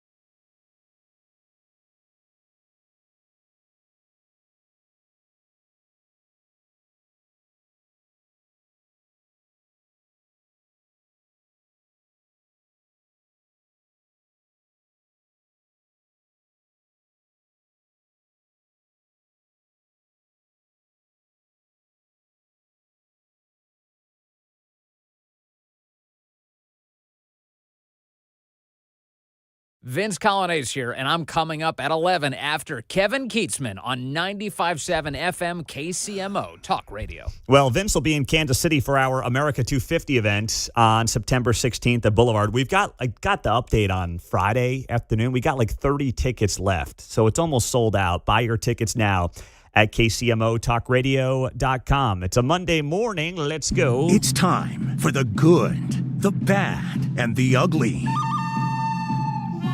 All right, the good. Oh, my gosh, inject this right into my veins. RFK Jr. was on CNN over the weekend, and he got into it with Dana Bash on Fauci and COVID and the media's coverage of COVID going back 5-6 years, which came back to the forefront because of the Fauci testimony or lack thereof last Wednesday on Capitol Hill. But here is RFK just going at it with CNN's Dana Bash yesterday. We need to protect our constitutional rights. That is the primary obligation of our country. Well, during COVID, we completely dismantled our constitutional rights. We began censoring people in violation of the First Amendment. But I'm not, you're saying what not to do. I'm asking what to do. But I want to talk about. That's something to do. That is the number one priority. We protect the Constitution. The Constitution was written. Forgive me, but you're talking about rights, and I'm asking about a potential public health crisis that is coming. But I do want to And one of the mistakes we made in the last time was suppressing those rights so people weren't being heard. The doctors who were saying you're doing it wrong were being marginalized and vilified. Yeah, and because again, I really want to move on, but. Yeah, you were saying yes, I do. You were part of the problem. No, I wasn't part of the problem. There was absolute press malpractice. You weren't allowing your Mr. Secretary, your job is a fierce skepticism toward authority, and you weren't doing that. You were beating up on people who were dissenting. No. Okay, you want to sit here and attack me, or do you want to have conversations about public health? I'm not attacking you. I'm asking questions about how to prevent the next pandemic. Question, and I'll tell you. That's what I'm trying to do. Oh, that is so good from RFK. So good. Of course, Dana Bash doesn't want to talk about how CNN covered COVID because they were not interested in the truth. They were not interested in any kind of dissent. It was 1984 on steroids is what it was during COVID. And if you dissented, if you even shared some medical evidence that may have pushed back on, the COVID era policies that Anthony Fauci and many others were pushing, Deborah Burks, you were basically thrown out of society. And you were called a total crank. You were called a wacko. You were called a conspiracy theorist. That's what you were called. You were banished from civilized society. And you could never appear on TV if you just asked questions. Never mind if you actually had a medical background and you're like, this is not adding up. And it's no wonder that Dana Bash doesn't want to talk about it. Now, I will say that RFK, I love the guy. I love the Maha movement. My wife may love it. Well, she definitely loves it more than me. I'm like, once in a while, can I have something in the pantry that's, not organic? Once in a while, please. Please, pretty please. Just once in a while. But at the same time, man, if there's ever a time to have the conversation or bring it back up, it's now coming out of last week. Keatsman was saying it the other day, like, I don't talk about COVID because like him, I don't think it's great radio in 2026. But when it's topical to the news of the past week, I'm fine talking about it. And frankly, we should never forget how things did play out in many of our media circles during that time. The bad from the weekend. The bad from the weekend is the President of the United States launching Truth API, which now will give you faster access to the President's Truth Social posts. And it will cost you an enormous amount of money. The early reports are that the Truth Social posts, if you want to access them faster from the president, could cost up to $100,000. And by the way, that's per month. this just stinks. Because you can obviously move markets and you can make money if you've got early access to what the president is announcing on his Truth Social. None of this I like. And if you're a Trump voter, just ask yourself this. If Joe Biden was doing this, how would you feel? Would you be screaming about this today? The service launched on Saturday, and there's nothing about it I like. Nothing. Basically, you can pay for insider trading information, and you can get the information ahead of everybody else. That's what you can do. And it's not for the average person. It's not like it's $10 a month. It's $100,000 a month, potentially. Somewhere at the Clinton Foundation, somebody's doing the forehead palm slap. Yeah. Why didn't we think of this? Yeah, exactly. Everything about it just gives me the major ick. And, I can't find a single story on Fox News about it over the weekend, and that's just disappointing because this is news. And I know it may not be news that makes Trump voters feel warm and fuzzy inside, but it's news. And everything about it is gross. The ugly from the weekend, speaking of gross, podcaster Scott Galloway, who is a lean left podcaster, but then once in a while has some common sense. He had the worst take on Bill Maher's show over the weekend when he said this about GLP-1s, the Ozempics and the things like that. He says we'll all be on them in 24 months. No, we won't, Scott. Every time we find out something new about GLP-1, it's a positive. They're now saying that it reduces the likelihood of stage 1 cancer going to metastatic cancer is actually been reduced by 50%. Every time we keep waiting for another shoe to drop, we find out, it's actually a good thing. Everyone at this table is going to be on a GLP-1 within 24 months. But if you live in Greenville, Mississippi, not everyone at this table. No. Absolutely. They also found out some other. Everyone should be. Oh well, it's not been around long enough. I don't think. It's FDA approved. I trust our agencies. Oh, and when did they ever lie? When did they ever get one wrong? That's true. So is. Fair enough. I set myself up for that one. I think when you look at the studies around the upside versus the downside here, it's the most transformative technology in a while. It is very transformative. It also saps, they have found, people's drive. I mean, your drive to eat, but also your drive to work. You're kind of companies don't like it because that kind of eye of the tiger, right? That goes away in a lot of people when they take this. Well, the fear is it doesn't want to make you eat less. It just makes you want less. That's the fear, right? I don't want to want less. Trump ice, fair enough. I can control my eating without a drug. I mean, where's the psychology? Yeah, I said 30% of America, Bill. What? I think you're blessed with genetics that make it easy for you, and you have the money to eat well. I think there are food deserts. Okay, but what? But I've showed this picture before of people like in 1969. I think you take any crowd shot, like them looking at the rocket going up for the moon landing. Look at the crowd. There's no fat people in the crowd, and trust me, cake was delicious in 1969. It was. Somehow they controlled it. Well said by Bill Maher. That was Scott Galloway's take that in 18 months we'll all be on GLP-1s. I mean, that is probably the worst take I've heard this year. That is terrible. And he's dead wrong. We have no idea what this stuff is doing to us. Great, you're going to look skinny. Do we know the downside, really? Oh, the FDA approved it. Great. Yeah, they've never been wrong, as Bill Maher said, please. There's the good, the bad, and the ugly. Coming up, candidate call-in. Anybody running for office, 913-408-7957 can call in, make a 60-second pitch next.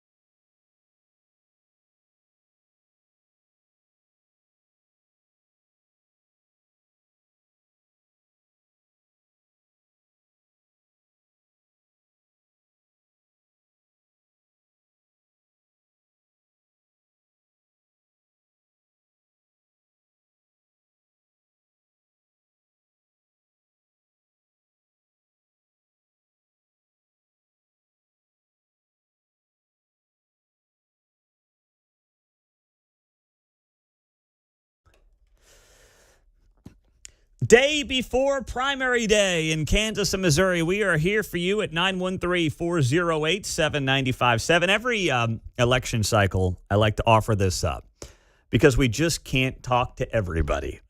We can't do it. So I want to offer this time, set it aside, and give candidates 60 seconds to introduce themselves, who they are, and what they're running for and why people should vote for them. But I'm going to be firm. Just ask John and Mark. I'm going to be firm on 60 here, okay? You're better off going over than under. Or excuse me, under than over. I'll give you a few seconds of grace, but you start pushing a minute 15, I'm just going to dump you. Yeah, we'll play you out like the Academy Awards. Line it up there, Mark. We'll have some fun with that. We'll give you a clue. Pete's doing okay, so you don't need to ask him how he's doing. Yeah, please. You're wasting your time. I'm doing fine here. Yeah. All right. Okay, Let's get to it. Let's go. Let's start with Brad Patty. Brad, go ahead. You're on KCMO. Let it rip. I am Brad Patty. I'm running for the 5th District against Taylor Burks and Rick Bratton. I am the only Republican candidate who lives in the district. That is right. I am a born-again Christian, an American, and then a Republican. I was raised in the foster care system. I am a 25-year Army combat veteran. I ended my career at the Pentagon after 18 months have passed.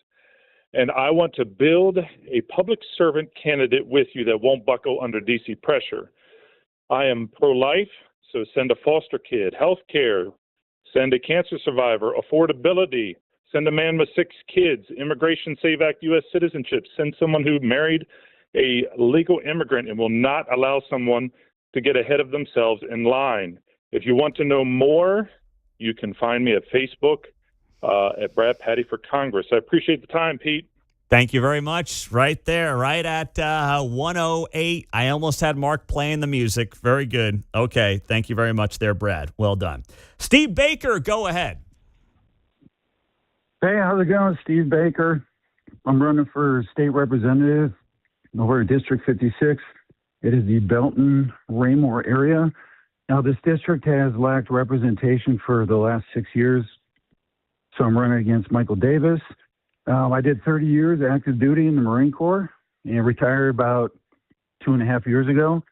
I also started an organization called the Cass County Veterans Coalition to serve local veterans here in Belton-Raymore, well, all of Cass County. And now I'm ready to serve everyone else in Cass County as your state representative. So if you want more information, please go to stevebakerfrommissouri.com. Thank you. Thank you very much there, Steve. Well done. Appreciate it. 913-408-7957. Let's go to Cody Oshel. Cody, go ahead. Pete, thanks for having me on. I'm Cody Oshel, running for Congress in the 6th because I believe North Missouri deserves a representative who's lived our challenges, not just talked about them. My family's been in the North Missouri region for 7 generations. I'm not a career politician. I work in the private sector where I've been fixing problems for my entire career. I plan to raise my family here. The number one issue for me is rural health care. Rural health care goes away, so does everything else. Families won't stay, businesses won't invest, small towns can't grow without access to quality care. We also need to ensure our veterans have access to care close to home so they're not traveling, far away to be able to get care and not cutting through red tape. We need to stand up for agriculture, ensure that our borders are secure, rein in Washington spending, ensure those tax dollars are working for the local communities here in North Missouri. If you're looking for somebody who will work hard, listen first, and put North Missouri ahead of politics, I'll be honored to earn that vote on August 4th. Thanks, Pete. Thank you very much there, Cody. Appreciate your time as well. Let's go to Chris Wright. Chris, go. Hi, my name is Chris Wright. I'm running for re-election for Platte County Recorder of Deeds. I am running against some of the elected officials, the colleagues who voted themselves a 30% pay raise. I was one of the elected officials that voted no on that. The author of that, one of our elected officials, recruited her son to run against me. So I have stood up against Platte County cronyism and nepotism and corruption. We created a first-in-the-nation deed fraud program right here to protect your homes in Platte County. I have been a true conservative and advocate against the State Tax Commission for fair taxes for Platte Countyans. I was the first in Missouri to require IDs for quitclaim deeds for conveyances on properties. protecting your deeds. So I've modernized our office and moved us into the 21st century, and I'm running for re-election to serve the people of this county. I have bankrolled my entire campaign because I am not answerable to the people. All right. Thank you very much there, Chris. Appreciate it. There you go. First guy that got the music treatment. But listen, I was honest. I said if we were up against it, I'm going to break out the Oscars music. Next up, let's go to Jerry Nolte. Jerry, go. Hey, Pete. Thanks for having me on. I'm running for re-election for presiding commissioner here in Clay County. I've got the experienced leadership to make sure that we take this county in the right direction. Worked hard to take care of the political bickering and the backroom deals that were in earlier in our history really prevalent. Worked to cut taxes. I worked on the senior relief tax bill. Also, I led the fight for the commercial surtax reduction in Clay County. And when it comes to cutting expenses, when the new Constitution came in, which I promoted, cut my own salary, nearly $30,000, and finally standing with law enforcement. When there was a move to defund our sheriff's office earlier, I stood up against it. I was the only commissioner to do so at that time, and I certainly want to make sure that we have the deputies well financed. I've made sure that they get their competitive salaries, they get training, and they are properly equipped. And I would appreciate anybody in Clay County's vote coming up tomorrow. All right, Jerry Nolte. Very good, Jerry. Thank you very much for that. Always good to hear from you up in Clay County. Let's go to Gene Senesac. Gene, go ahead. Hey, good morning. Just wanted to say good morning to all the Kansas City voters out there. We're at a critical time. I'm running for Johnson County Chair, Board of County Commissioners. We all know that we have a property tax issue in Johnson County. My whole platform is based around the excessive and wasteful spending that I see in the county. Been attending the county meetings for over a year now. My business background prepares me well for the chair role, and I look forward to having a positive impact for taxpayers as we work on this budget going forward. So encourage everyone to get out and vote. There's definitely a big call for change at the chair position, and I'm looking forward to filling that role for you voters. All right. Thank you very much, Gene Senesac on KCMO. Bill Haley, go. Hey, Pete. Thanks for having us on this morning. I'm running for Jackson County Legislature, District 6. I'm wanting to replace Sean Smith as he moves on.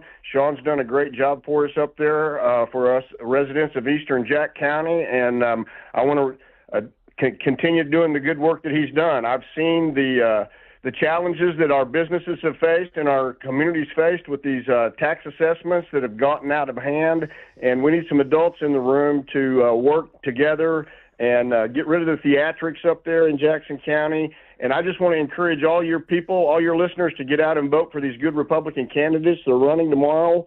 We've got a bunch of good candidates that are running. Personally, I'm running for District 6. I'm presently serving on the Lee Summit School Board and in the Aeronautical Commission here in Lee Summit. And so I have a lot of experience dealing with public finance, and I just want to encourage your voters to get out and vote for fiscal responsibility. Thank you, Pete. All right. Thank you very much. He was right up against it there. Almost Mark's got his finger right on that button. We're doing candidate call-ins here, giving people 60 seconds over the next few minutes to make their pitch on races we haven't spent a lot of time on. Let's go to Chris Benjamin. Chris, go. Hi, I'm Christopher Benjamin, and I'm running for Cass County Associate Circuit Judge in the Republican primary tomorrow. I'm a fifth-generation Cass County, and I was raised here. I have led a courtroom as a municipal judge in Cass County for 10 years. I have led a boardroom as president of the Metropolitan Community College Board of Trustees, and years ago as president of the Harrisonville Chamber of Commerce when we brought the festival back in 2010. I handled over 200 trials in Missouri and practiced in front of the Cass County courts for the past 20 years. I have argued cases in front of the Missouri Court of Appeals and the Missouri Supreme Court. I have served as chief of staff of the Missouri Speaker of the House of Representatives. I believe the courts in Cass County need experienced judges who are ready to run a courtroom and to apply the law as it is written. I request that you choose experience and leadership as well as a candidate who is rooted in Cass County when you make your choice. This is Christopher Benjamin for Cass County Associate Circuit Judge. Thank you, and God bless. All right, Christopher, thanks very much. Mary Cardillo, go ahead, Mary. Hi, My name is Mary Calvillo. I am running for Platte County Clerk in tomorrow's primary. I have 45 years of work experience in office management, supervisory, customer service, and I am running to modernize the processes in that office, specifically the senior tax credit, to simplify taxpayer interaction. I am against the 30% self-awarded pay raise that the incumbent gave herself last year. And I will have that office open until 5 p.m. to better serve working families. I am Mary Calvillo, running for Platte County Clerk. I would appreciate your vote tomorrow. Thank you, Pete. Thank you very much there, Mary. Appreciate it. There you go. All right. Let's go to Tiffany Schutte. Go ahead, Tiffany. Thank you. Good morning. My name is Tiffany Schutte. I am running for Associate Circuit Judge, Division 5 in Cass County. Our family has been part of the farming community here in Cass County for generations. I currently serve as the attorney for the juvenile officer here in Cass County, handling all of the abuse and neglect cases. I've served in that role since 2018, and before that, I served as a prosecutor for several years. I have extensive trial experience in both criminal and civil law, and I've had the opportunity to practice before the Missouri Court of Appeals. My heart has always been for public service and serving the community, and my promise to you is to uphold our Constitution, to follow the law exactly as written, and to protect the families here in Cass County. I will not legislate from the bench. I'm the only lifelong Republican in this race for Associate Circuit Judge, Division 5, and I would humbly ask for your vote tomorrow, Tuesday, August 4th. Thank you, and God bless. Thank you, Tiffany Schutte on KCMO Talk Radio. Karen Sirkovich, go ahead, Karen. You're on KCMO. Good morning, Pete and listeners of KCMO. I'm Karen Sirkovich. I'm running for Johnson County Commission Chair. Look, Mike Kelly's reelection campaign is solely focused on steady leadership and for keeping the status quo. That means he's okay with your property taxes skyrocketing and the budget going up nearly 50%. I promise to bring back fiscal responsibility. My first action as commission chair is going to be to lower the commission chair's salary by 35% to show that I mean business and that we're going to get this done and deliver property tax relief. Vote for Karen. I'm the only Karen on your ballot. I'm going to fight for you. That's very good. Thank you very much, Karen. Appreciate the call. Nathan Schultz. Go ahead, Nathan. All right. Well, thank you. Yes, I'm Nathan or Nathaniel Schultz. I'm running for the Missouri 6th District race, and this is replacing Sam Graves. I'm the only truly conservative America First candidate in the race, and quite frankly, that's why I've been blackballed from the mainstream media. You know, I'm running against Stigall, who has the Washington deep state endorsements. And quite frankly, he's Axiom first. Willett is Kansas City first.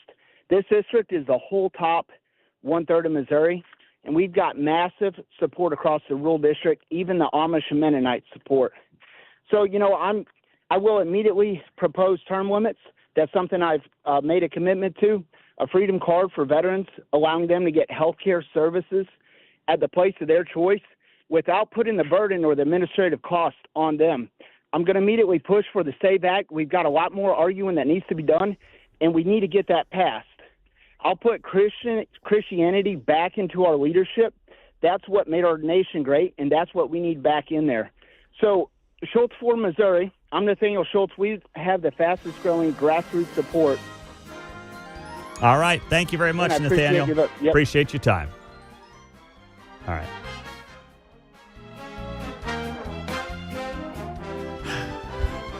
Only two so far. Let's see if we can get one more. Final one. He's been hanging on. Chris Benjamin. Chris, go.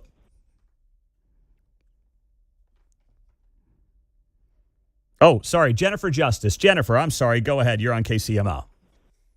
Hey, good morning. It is Jennifer Justice running for your presiding commissioner of Clay County. Let's face it, there's been some dysfunction in Clay County over the last 2 decades, and my opponent has been at the center of that. It's time to bring justice and safety to the top of the mind for Clay County. If our communities aren't safe, everything else falters. Collaboration has been lacking in this county for far too long, and it's time to bring the collaboration amongst the different agencies in Clay County together for the betterment of the citizens. I'm the wife of a law enforcement officer for 35 years, So I see things through a different paradigm, and without safety, our community falters. It's time to bring justice to Clay County. Justice for justice. Don't forget to vote tomorrow. Polls are open 6 a.m. to 7 p.m. Thanks, Pete. All right. Thank you very much. There you go. All right. We're done. Candidate call-in segment in the books here on KCMO.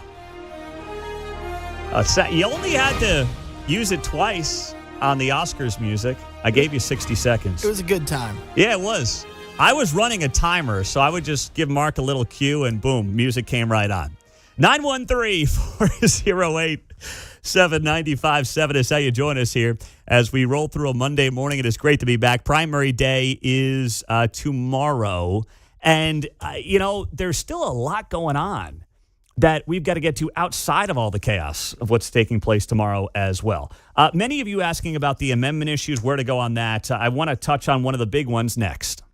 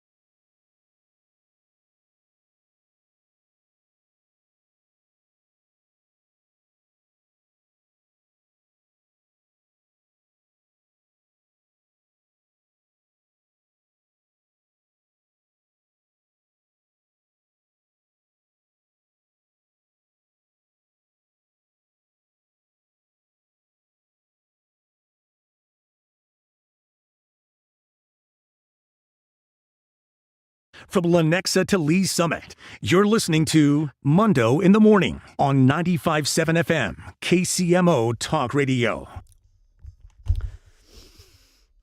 Day 25 on a busy Monday morning, day before primary day. We do have Chris Stigall coming up here in 10 minutes. You know, I get it. I want to do as many interviews as I can. I really do. But and I try to get as many in as I can earlier in the process within reason. The reality is the last few weeks is when people start to really care about, the primaries and focusing in on the candidates. It's kind of like studying for a final exam in college for a lot of people. Like they know it's happening, and then the last couple of weeks are like, wait, what do I do? So I got to be careful, though, because I got to know where the wind is heading and where it's blowing as it relates to how these races are shaping up. And if we're being honest, up in the Northland, it's Chris Stigall, it's Nathan Willett. It's not a personal knock on anybody else. That's just what it is. And these two guys, it's gotten nasty. It's gotten really nasty. And they've gone back and forth. There have been ads that I would say have been disingenuous at times. We'll ask Chris about some of that coming up. But that's also the entertainment side of what we do. All right? This is not it's not a 4-hour public service announcement. It's not what we do. It's inform, entertain, and obviously, drive the revenue goals for the people who are advertising on the show. That's it. So that's how we try to balance everything that we do here on KCMO. So Chris will be coming up in a few minutes. Now, on the Kansas side, there's this, of course, vote on your Supreme Court justices. I plan to vote yes tomorrow. Since I have been out of town, I have not had a chance to early vote. So I'm going to be voting tomorrow yes on that. And I was on the fence, not because I didn't think it was the right thing to do, but I thought for Republicans, it was just kind of a way to excuse their losing in the governor's races so much the last 20 years. But now what I'm really realizing is that it's about keeping attorneys in check and allowing hopefully good tort reform policy to move ahead without the attorneys using the Supreme Court to basically have their backs, which is in many ways what's been going on in Kansas for far too long.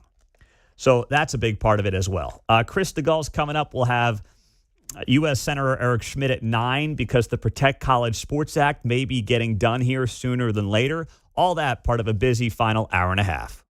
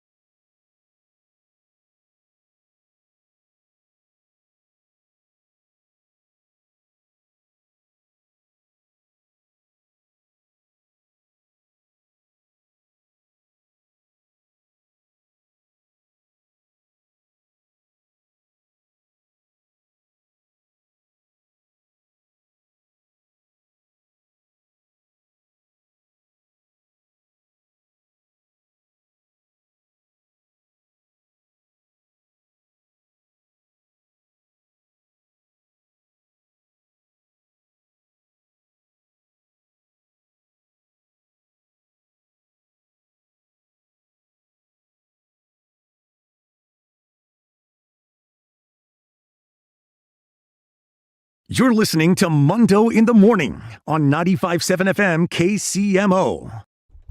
What a ride. My goodness. Missouri's 6th Congressional District has really gotten weird. It's gotten ugly as well here down the home stretch. Of course, primary day is tomorrow. I saw last week, and I heard from folks up north that this text message blast was going out saying Stigall endorsed Nathan Willett. It says here, Nathan Willett was endorsed by his opponent, Chris Stigall. Stigall has always supported Nathan's proven conservative record. There's a link, and then it says, vote Willett for Congress August 4th. And it's a picture of Nathan and Chris's wife. And I'm like, man, we've seen stuff in politics before, but this is next level. So Chris Stigall is here on KCMO. Chris, good morning. What was that text message all about? What's going on here? Good morning, Pete. Welcome back from vacation, by the way. I hope you're rested. Deep knee bends, brother, because here we go. This is nuts. Pretty funny, actually. Did you know that anytime you're in a photo with anyone, you've now endorsed them? So every listener event you've ever been to, Pete, and taken a photo, and I know you've taken lots of them, you've now endorsed everyone you're in a photo with. So congratulations to you. I guess that's the new operating standard. Of course, it's stupid. This is silly season, and that's fine. It's a cute last-ditch attempt, and I guess gasp at a hope for a win using my name, ironically. I mean, I think that's kind of the most interesting thing is, I was asked to MC an event, as you're asked to MC many events, Pete, over the years, some time ago when the councilman was running for a state Senate race. And I said, yes, I'll go MC it. He was eager to have me MC it. I posed for a photo with him, and I guess that now counts as an endorsement or some crazy thing. But that's all right. That's cute. I guess whatever you got to do. Hail Mary time for the guy. God bless him. But we're out here running on a beautiful day and closing this thing out strong, Pete. And I got to tell you, this has been the best experience of my life. It truly has. You and I have had the blessing of sitting behind a microphone, talking with people about the issues of the day for years and years, talking with decision makers, talking with business leaders, talking with citizens, just getting in their cars and going to work every day. We've done this for years. This is like that on steroids, this experience, and I am better for it and so blessed to have had this opportunity. And now I'm asking for folks vote tomorrow. Polls open at 6, Pete, and all I want to do is go represent our home, North Missouri, the 6th Congressional District that I've called home for 40 or 50 years of my life. I want to represent them because I believe after all these years of studying and talking and preparing, I'm best suited to do it. That's it. I want to represent folks in the 6th Congressional District and then come home after a time.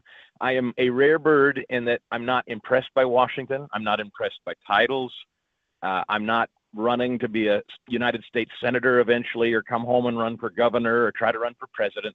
I just want to represent our home for a time. And that's what I'm shooting to do with folks' support tomorrow. Did you ever get any kind of retraction that you asked for on social media on this thing? Yeah, no, I didn't expect that I would. It's, trying to sow chaos in the 11th hour, which, again, I guess is just the sign of somebody that's desperate and doesn't know what else to say or do, doesn't have anything else to offer. So just trying to confuse folks. But rest assured, Chris Stigall is on your ballot tomorrow running this race, and we're going to win it. Things look very, very strong that we will with everybody's help and turnout tomorrow. You say you want to be there for a period of time, Chris. I'm sure that people have asked you, okay, well, Chris, what does a period of time mean? Is it 3 terms? Is it 10 terms? What? I mean, not that anyone's going to hold you to it, but out of curiosity, what is a period of time in your mind? I'll be 50 in January. My kids are 21, 20, and 18. I'm not a grandpa, but I'm also not the dad of young kids. And you know this. You're the dad of beautiful young girls. I wouldn't have done this if I had kids your age today, Pete. I was blessed to be able to be home every day with my family while they were coming up and we were raising them. And, I hope someday I'll be a grandfather. I'm not there yet. So I'm in this sweet spot of life where, I don't know, is that a decade? What is that, 5 terms, 2 years each term? I don't know, but I can promise you this. You're not going to have to check to see if I have a pulse representing North Missouri. You're not going to have to wonder, is he alive or dead, as some members of Congress. I simply want to do this for a time. People ask if term limits came up for a vote, would you vote for them? I would. I've heard the argument often about term limits, and people have said, well, look, you do get the chance to term limit someone. You get to vote on them every 2 years, throw them out if they're not doing the job. And that's what I encourage folks. Listen, if I don't make good on this thing, this is a short-term proposition, and I do hope you toss me. Mm-hmm. But in the meantime, I'm making a commitment to come home, be seen in all 33 counties twice a year. It's going to be work, and it's a commitment to do the work. But no, I can't imagine doing this for decades. Now, with that being the case, when you think about what you've done the last 20 years, being on this side of the mic and now being on that side of this conversation, what's the biggest thing that has surprised you over the last few months that maybe was something you didn't realize going from this side to the side you're on now? How hard it is to reach people. You and I have had microphones and the opportunity to reach a whole lot of people, but I think I always kind of instinctively knew, but I didn't literally know how vast the 6th Congressional District is. I mean, I hadn't physically driven 33 counties. I haven't tried to physically interact with 750,000 people. That is a huge proposition, and it's overwhelming, and it's daunting. And so when you drive to, Clark County, the upper northeast of Missouri, and you introduce yourself, and they say, I'm sorry, you're who now? You're running for what now? That's humbling. That's a humbling moment, right? And it happens a lot. And it's not. I don't take it personal, of course. It's just that just shows, when people say, why is there so much money in politics? The truth of the matter is, if you don't have money to advertise, you're never going to reach everyone you need to reach. You can't knock enough doors. You can't make enough phone calls. What about when it comes to reaching, is it harder to reach people like, let's say, in northern Clay or southern Clay County? Or is it like, no, it's harder to reach people up in Holt County? And I'm asking that because we think everyone around here is like in tune, but we see the turnout on the elections, Chris, aren't nearly as high as you think, as I think, as many of our listeners believe. So which one's actually harder, the rural communities or the folks who appear to be, and I say this, air quote, busier in more urban settings? Yeah, I actually think, when you talk to farmers and ranchers, they're the busiest of all. They don't have time to sit around in glad hand, particularly during season, particularly when you're planting in the spring, harvesting in the fall. When you're running cattle, you don't have a lot of time to sit around and talk to bloviating politicians anyway. You're not staring at your phone. You're not watching, or maybe you're listening to talk radio. I'll tell you something. I have learned and I knew this, I know you know this, talk radio is the home of the most engaged listeners there are, period, full stop. It's not even close. Now, here's what's also true, and you know this. Most people aren't listening to talk radio. A passionate, huge chunk of people are, but it's not most. We're a very niche format, talk radio. I've always said the smartest people, the most engaged people are listening to talk radio, and they are. What's kind of demoralizing, to be perfectly honest, is tomorrow what you'll find when this is over is it is they who voted. And if it's 20% of the electorate, Pete, I think we're going to be lucky. Most people I talk to say it will be impressive if 20% of people vote tomorrow. And that's what's always kind of difficult, watching this from where we sat as hosts and now as a candidate. You run hard, you try to introduce yourself to as many people as possible, you talk about the issues, but many people are busy, many people forget, and it's an honest mistake. But sadly, frankly, there are a lot of people that are just kind of apathetic and don't engage until it's too late. Yeah. All right. So, Chris, tomorrow, when people are going to the voting booth, for you, in what has been, one of the nastier primaries we've had in the area, what do you, from your perspective, believe this primary should come down to, and what appears to be a two-person primary between yourself and Kansas City Councilman Nathan Willett? Pete, I have a love for this country that I know you do, and I know this audience does. I love our home in North Missouri. I love the state of Missouri. I love the 6th Congressional District, where I was born, where I met my wife, where my 3 kids were born, where I went to college, where I went to high school, where I've buried my great-grandparents and grandparents, and one day my parents and me will all lay to rest here in North Missouri. and I want to protect it. And after 25 years behind a microphone, talking about the issues, talking with politicians, talking with real people doing real work and leading real lives, I understand how to represent your voice because I live it too. I am not looking for political promotion. I don't care about political titles. I haven't the least little bit of interest in being called congressman or the trappings of an office. I'm not dazzled by media. I'm not looking to become a celebrity or advance my political career. I had a great job. I had the job you're doing now, Pete, and I loved it. I love it very much, and maybe someday I'll return to it. I don't know, but I think that job has uniquely equipped me to articulate the concerns of Missouri's 6th Congressional District, all of Missouri, really the country, and stave off what is a menacing threat to the country and our future as we've never seen before, and that's the Democrat Party. You have to know who the enemy is. You have to be able to clearly define them. You have to know how to stand up to them and do battle. I've done that. I've trained for this day. I know exactly how to get it done. As Brush used to say, I know them like every square inch of my glorious naked body. I love how he used to say that. I'm ready. I'm ready for the job, and I'm asking for people to send me to give me that shot tomorrow. Chris, best of luck. We appreciate the time as always. We'll talk to you soon. Thank you. Thanks, Pete. Welcome back. Yeah, you bet. That is Chris Stigall on KCMO Talk Radio. And yes, for the text line that is blowing up right now, do not worry. I already have plans to reach out to Nathan Willett as well. And stop with the equal time, okay? No, it's not 1975. It doesn't exist. I don't endorse in these primaries. I have no interest in doing that. That's not my lane. I have on the candidates who have a legitimate chance to win. And then, you know what? When they have good moments and bad moments, I opine on that. But that's just, I choose to stay out of endorsement games. That's just what I do. That's it. But everyone suddenly is an FCC lawyer on the text line. Meanwhile, they didn't contact our sales manager about time on the station. Well, I just mean fanboys. You know, it's like, stop. Stop. That's what I'm talking about here. I gotcha. Okay, enough. Pack people. Enough. Don't worry. Okay, I'm getting both sides on this. And the election's tomorrow. There's only so much. You're not going to be breaking down nuanced policy. Okay, you're going to vote who you're going to vote for. Don't worry. Okay, I talk to everybody on both sides of this as much as I can. Are you a pull in or a back out guy? Let me rephrase that because some people's heads are going right into the gutters. When you are parking your car, do you pull into the spot or do you back into the spot?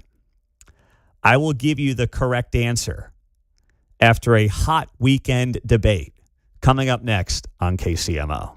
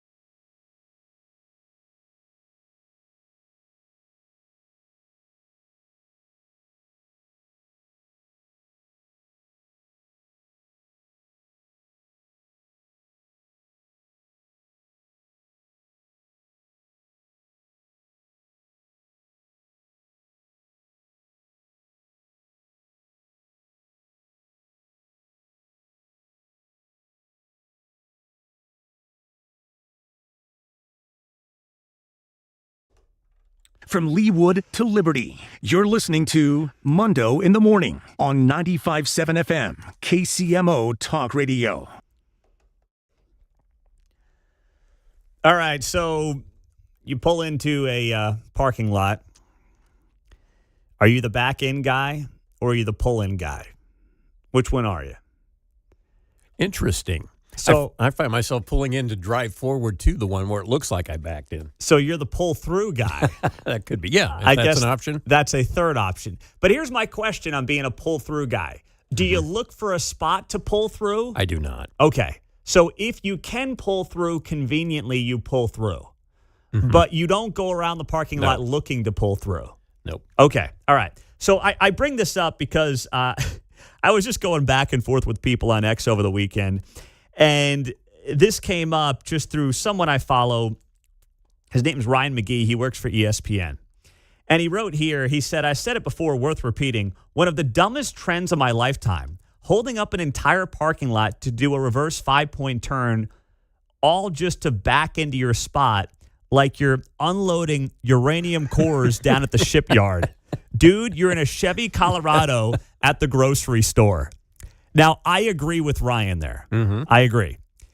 I think there's nuance to this. Yes. I am a pull-in guy at the grocery store, picking up something at fill in the blank, right, locally. I pull in. The only time that you should be a back-end guy is if you're at a Chiefs game, a concert, a major event. Then you want to be obviously backed in so you can get out of there quickly when you're trying to get out of there with 30, 40, 50, 60,000 other people. That's fine. That's when I will back into a spot or pull through. But if you're going a high V, please don't hold up the parking lot by backing into a spot. Yes, What I are agree. you doing? Stop. Now, John just mentioned during the break that your wife is now required to Where back she in at works. work? Yeah, where they work, they want everyone to pull in and go back in so that it cuts down on accidents. It's kind of a busy street. They're trucks. It's industrial. So it's a little rustic there. The parking lot isn't the smoothest. So I could see the point maybe. But to your point, most people don't know how to back in. They act like they got an 18-wheeler. It's like, dude, if you can just pull forward and slide in, that's cool. Yes. But if it's going to take you 3 maneuvers, get out of the way. I know, man. I totally agree with you there. I totally agree. It's like enough with the backing in. I might quit a job if they said you've got to back into your parking spot. Seriously, I just might be like, I'm done. I'll go find something else to do. I want nothing to do with this backing in every time I go into a parking lot. I back in here just because there's nobody here in the morning, so I just back in. We got time. Not a big deal. But let me ask you, though, Mark. Our parking lot doesn't have anybody in it. So what's the point in backing in? Is that you over there? Is that your car, that silver car. SUV? Oh, no, I have that's a not blue you. car. Little blue car right out All here. right. Most people are pulled in the parking lot right now. I'd say it's Guy next to 75, him's backed in. 75, 25, pull Everybody in. on Mark's row backed in. Yeah, Oh, we really? back in over on this row. Oh, that's the back in row over there? Apparently. Oh, okay. All right. I didn't get the memo there. You guys park on the wrong side of the building, by the way. Well, there's that. And then weirdly enough, I always take the same space every day. Yeah, Do you? I do that too. Okay. But when we're here at 4 or 5 o'clock in the morning, we can do that, right? Yeah, we Right. get our spots. One of the perks of the job. Kerry's a back-end guy. All right, Kerry, make the case. Poorly, but I'll let you try. I've spent 13 years training people with Centos Corporation, and they use the UPS standards. You never back up, but you always back into a parking stall. And whether you block traffic when you're backing in or block it when you're backing out, it makes no difference. It is the safer bet to pull out when you are done because you are aware of your surroundings and can see them. And when you back in, you can be aware of your surroundings and see them before you back in, whereas things change if you're backing out after you've pulled head in. So it is taught that, and that is the way I taught all of my drivers. Okay. Well, that's very nice of you. You taught him wrong, but it's okay. I'll allow it, Kerry, because you're a good guy. You can't be left-handed either, so nobody's perfect. Well, like me, right? Yes, you're right about that. I am left-handed, so I guess I got that going against me as well. Well, all you right. can't be all bad, so am I. Yeah, okay. Very good. Very good. That's funny. 913-408-7957. Now, here's the thing. You go to like Hy-Vee, which I'm at all the time. Their spots are on a 45-degree angle. So you can't back into those spots even if you want to back into those spots. Right? I mean, if you do, it's going to be an absolute nightmare. So I am pro Hy-Vee and pro everyone going 45-degree angle parking spots to prevent back-in guy. That's what we need to do. And anybody who runs on that for municipal office will get my endorsement. That's it. That's all I've got for you.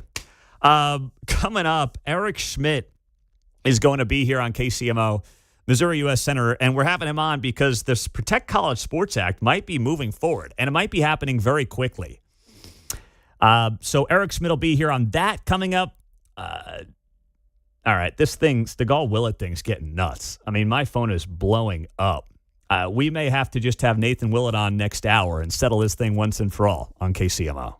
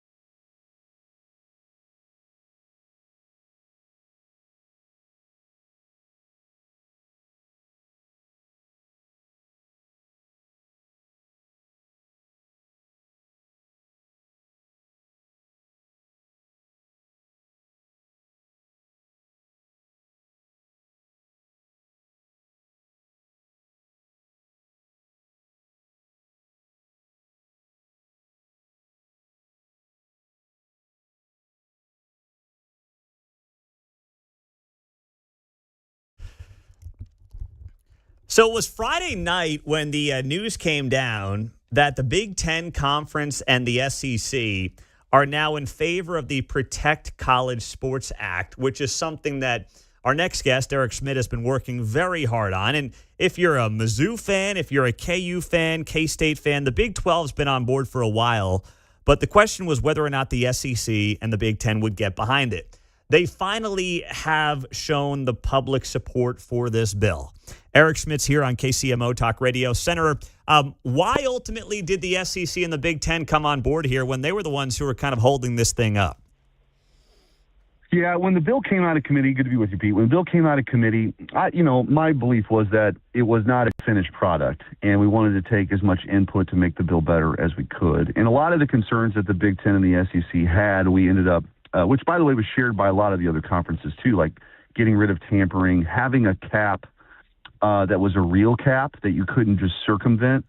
Those sorts of concerns, we ultimately were able to get there. But it was a tenuous road. I mean, Thursday night, if you and I would have talked, it was much bleaker. And I got up Friday morning, and we went right to work with Tony Petitti, the Big Ten, and Greg Sankey, the SEC. Mm-hmm. How can we actually get language here that when you have a cap, which there's now a retention pool to keep players in addition to the cap, but also you can't circumvent it. Because right now, Pete, what happens is a lot of schools will just say, don't give us the money, give it to player X, Y, and Z. And so that's why when supposedly you have a $20.5 million cap for all sports, you have a $50 million football roster, right? Like, people have just gotten around it. And so the aim of the bill is to say Congress, which I would have been skeptical of involvement a couple of years ago, is giving limited antitrust exemption status to the NCAA to set some rules of 5 years of eligibility, one-time transfer. I think that's really important.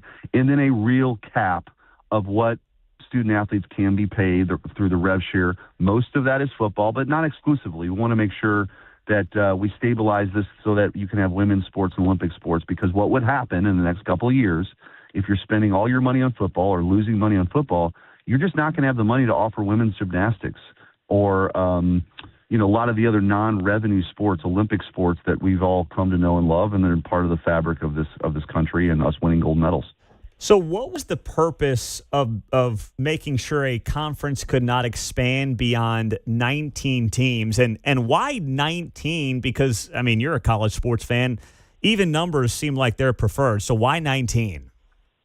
Well, I will tell you, so this isn't a perfect bill. And if I were king of the world, this isn't what it would look like. I was less concerned about the conference expansion issue than some others. What some others were worried about was some super league forming, like the SEC and Big Ten becoming this super league. So this was a guard against that, to have the ability to expand, like the Big Ten's at 18. Mm-hmm. So this is a nod to the Big 10. If they work out some deal with Notre Dame, for example, they can expand. The SEC's at 16, so they could theoretically expand, but it does make it harder. So, like, if you're in part of the Power Four conferences, Big 12, ACC, SEC, or Big 10, you have to sit out 5 years as an independent if you want to switch conferences. It isn't a restriction at all for the smaller schools and smaller conferences if they want to join the Big 12 or the ACC, for example, right? So it does allow for some movement, but limits the movement. The thing that I was most concerned about, which is in here, is some private equity group or some massive bank or something come in and create a league, like take the 12 teams they want, Alabama, Notre Dame, Ohio State, and create, that would be a real super league. That would be really problematic if you care about the conferences and sort of this fabric of what people are, know and love about being a fan of a team or a conference, and then ultimately getting to a college football playoff that's expanded. So there were some protections in there, but, not my favorite provision. It's fine. But the 19 essentially is an acknowledgement that the Big Ten could expand by a team if they chose to. Okay, so the salary cap then, are we looking at, did I see it right? It was like $27 million plus $21 million. So that's $48 million that programs can spend on athletes in all sports. So you could spend it all on football or basketball, or just mix and match as you see fit. Yeah, so right now under the litigation that happened, what's called the House settlement, which basically was, okay, they're deciding this for the first time. There's a rev share now where student athletes can be paid. That was at 20.5. It grows. That number's now at $21.3 million. That's currently there, okay? Then the idea was, well, that's not really where the market is. So unless you're prepared to take $20 million out, which was going to be problematic for a variety of reasons, there's a retention pool now, meaning a school can spend $22.5 million to retain their own players. That's what that's for. Okay. That combined, Pete, with the one-time transfer will really, I think, solidify it and allow people to have a team that they root for and players that they know, as opposed to players transferring 4 or 5 times in 4 or 5 years. It's killed graduation rates, right? So it's tried to kind of provide some stability. Then there's a $5 million number that doesn't count against your cap for women's sports. So if you're spending $5 million for all the women's sports, that's not going to count against your retention pool cap. So you're basically at, let's just call it 21 plus 22.5. That gets you around $43 million plus the $5 million. And interestingly, after the committee hearing, Pete, I talked to the Notre Dame athletic director and said, look, if you got rid of all the workarounds and all the collectives that are out there, what would a real cap number be? And he said probably about $50 million, which is where we're at. Okay. So I think it's kind of a validation of where the market is. And look, there's going to be some schools in the SEC and Big Ten, for example, and the Big 12 that are well above that. They're going to have to come down. Then there's some schools like, say, Mississippi State, or pick a team in the Big 12 that's, kind of at the bottom of that have room to grow, but it kind of will develop more parity over time. There's a commission established to review that. It's sort of a naturally escalates a little bit with inflation. So there's some protections in here that student athletes are not taking that away. They're still going to be paid, but there's stability in the market so that you're going to have more teams who are going to be able to compete. All right. So when does all this now go to a vote? Are you hoping to vote on it this week in the Senate and then send it over to the House side? Yeah, and that's why Friday was so important. And I was on the phone all day, and including Greg Sankey, the SEC, asked me to be on their president's call to talk about this and answer questions Friday night, because if we were going to have the broadest coalition possible for success, it really needed to happen at the end of last week, because today we'll go back. Senator Thune can file cloture on it, which sets the clock then for this week. So we got a lot of things going on. We got Save America Act, which we should do. We've got a CR for government spending, out there. We've got NDAA. There's a lot of things that are competing for time, and we can do all those things if we're there this week. But I would say that the earliest would be midweek.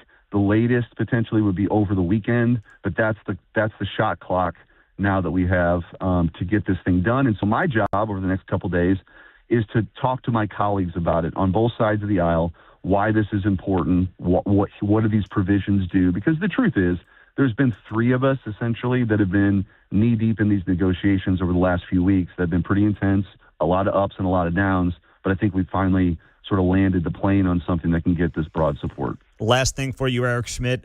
Saw the news late last week that you secured a major victory for the 442nd Fighter Wing and Whiteman Air Force Base. What happened there down in the southeast part of our listening area? Yeah, it's very important. So obviously the B-2 is there. That's very important, and that's kind of what Whiteman's known for mostly. We were able to make sure that the next generation of B-2, the B-21, is coming to Missouri 2 at Whiteman. But there was this open question. The A-10 is also there, and you have a lot of maintainers and pilots that support that if that's going away and there's not a follow-on mission, another aircraft coming, we're going to lose a lot of people. And the prominence of Whiteman would be diminished. And so we worked really hard to get that follow-on aircraft, which is now the F-15E, which is great. It's actually made in Missouri, so it's kind of a twofer. That will replace the A-10, so we'll keep the great men and women that work at Whiteman. And so it's a big win for our national defense, but it's also a big win for Missouri and Whiteman Air Force Base, too. All right, Eric Schmitt, always good to have you on. Thanks for joining us to start the busy week. Appreciate the time. Anytime, Pete. Take care. All right, you as well. Eric Schmitt on KCMO Talk Radio. Great to have him on the show as always. Man, I've got program directors on the text line this morning. This is quite a welcome back. Everyone's pissed about something. I'm getting pissed now. I didn't know this was sports radio. Eric Schmitt just explained to you why this issue is not a sports story. It is a political story masked as a sports story, much like the stadium deal is. That's what it is. All of what we just talked about, a sports guy's head would be spinning over. They wouldn't even know what to ask Eric Schmitt. They wouldn't know where to start. Oh, my goodness. Okay. Coming up next, Nathan Willett will be here. to respond to Chris Stigall as that 6th congressional district race. It is ugly. It is nasty. And it has about 24 hours left. Nathan Willett will be here next.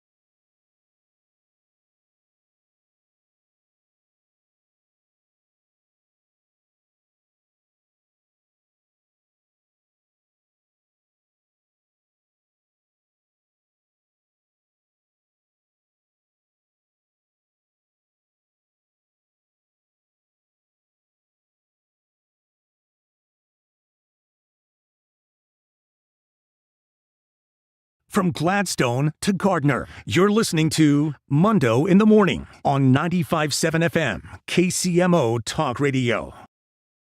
We are heading down the home stretch. Election day, primary day is tomorrow, and one of the hottest races is right up in the Northland. The 6th Congressional District is where it's all going down. Then two frontrunners clearly in this race, Chris Stigall and Nathan Willett. Nathan Willett's joining us here on KCMO Talk Radio. We did have Chris on last hour. So Nathan, good morning. Great to have you on the show. For you, and we'll get to some of the details, but down the home stretch here, what is the thing that you've got in your front view mirror as you focus on the final 24 hours or so of this election? Yeah, well, first of all, good morning, Pete. Thanks for having me on your radio, and good morning to your listeners out there. For the final stretch, it's just communicating the proven endorsements from local groups and my proven record. So from the Fraternal Order of Police, Missouri Right to Life, an A rating by the NRA, and then humbled to have the endorsements of Missouri agriculture groups, from Missouri Farm Bureau, cattlemen, soybean, just kind of making sure that we get all of our endorsed groups, their members, and the people who trust them out to vote tomorrow.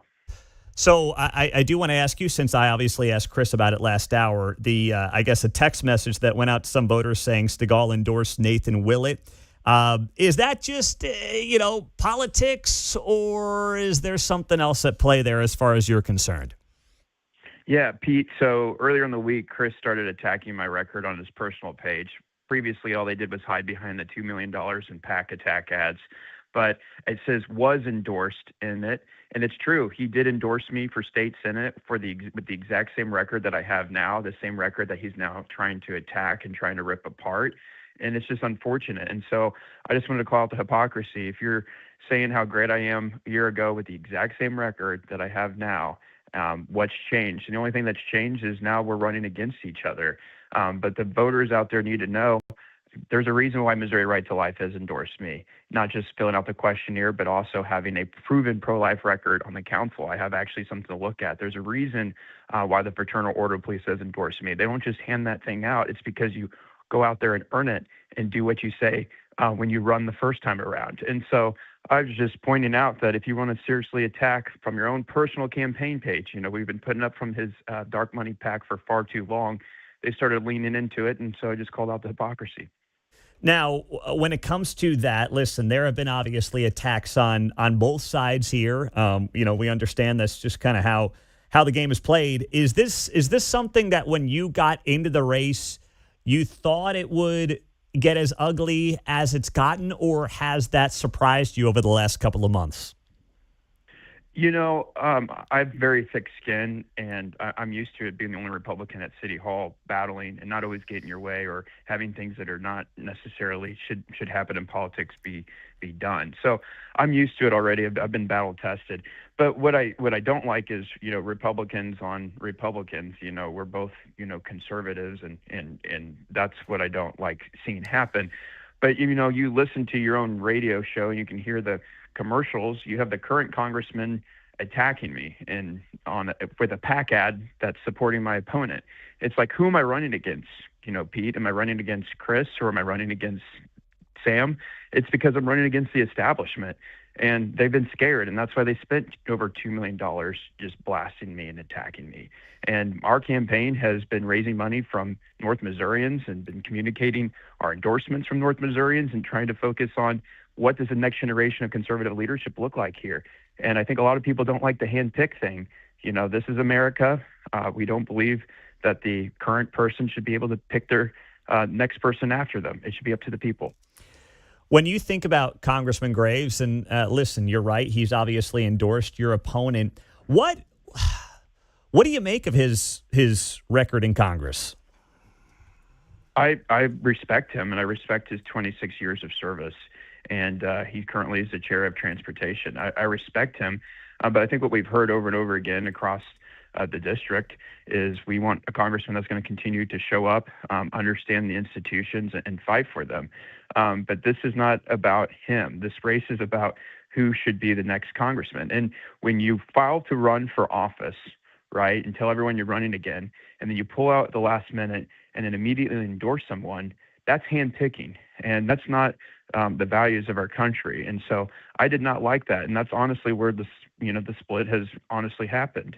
But again, I respect his service. I appreciate him representing North Missouri. I'm very unfortunate how they tried to, make this campaign a very short period of time, and that there's a lot of confident people out there besides me who would be interested in running that didn't really have an option to do so. But I was already up running for state senate, as you know, and have a coalition behind me, and I prayed about it, and we've been earning the endorsements. All the local endorsements in the state have gone with us. What as people head to the polls tomorrow, what is the biggest difference, if there is any, policy-wise, as you see it, between yourself and Chris, and maybe something that people should be thinking about that maybe they're not when it comes to your candidacy in particular? Yeah, I think it's not just necessarily being a good conservative vote, because I think that both of us will be a great conservative vote, but it's what you do outside of that as well. Building relationships with people. There's a lot of federal grants out there, and I'm going to be setting up our local communities, being able to go after them, making sure they have the local match to unlock federal funds. We don't need to be seeing our tax dollars being spent on East Coast, West Coast projects. They should be coming back to North Missouri if there's opportunities out there. I think that the biggest difference is I'm a doer. I've done that. I rolled up my sleeves, and I know how to build coalitions, right? Going on the city council as the only Republican. How did we get the police funded? Well, I made 6 other allies, signed a letter, said, Mayor, put that full proposal of KCPD in the original budget request. That wasn't easy. And it's not easy in politics. You can, don't get me wrong. I'm going to be standing up against the far left as much as possible and combating it. And, have a record of even, restoring bus fare back on to Kansas City, which is a far left policy. You can name another, rolling back some of the energy codes. I have a record of doing that. And it's not just about talking. It's about working behind the scenes. And it's more than just a good vote. It's also how you lead and show up in your community. Nathan Willett on KCMO. Nathan, thanks for being here. Best of luck tomorrow. Yep. Hope to earn everyone's vote. Get out there tomorrow. And this has been a blessing to run on the 250th anniversary year of the greatest country to ever exist. Nathan Willett on KCMO Talk Radio. News is next, and the latest from the President of the United States coming up.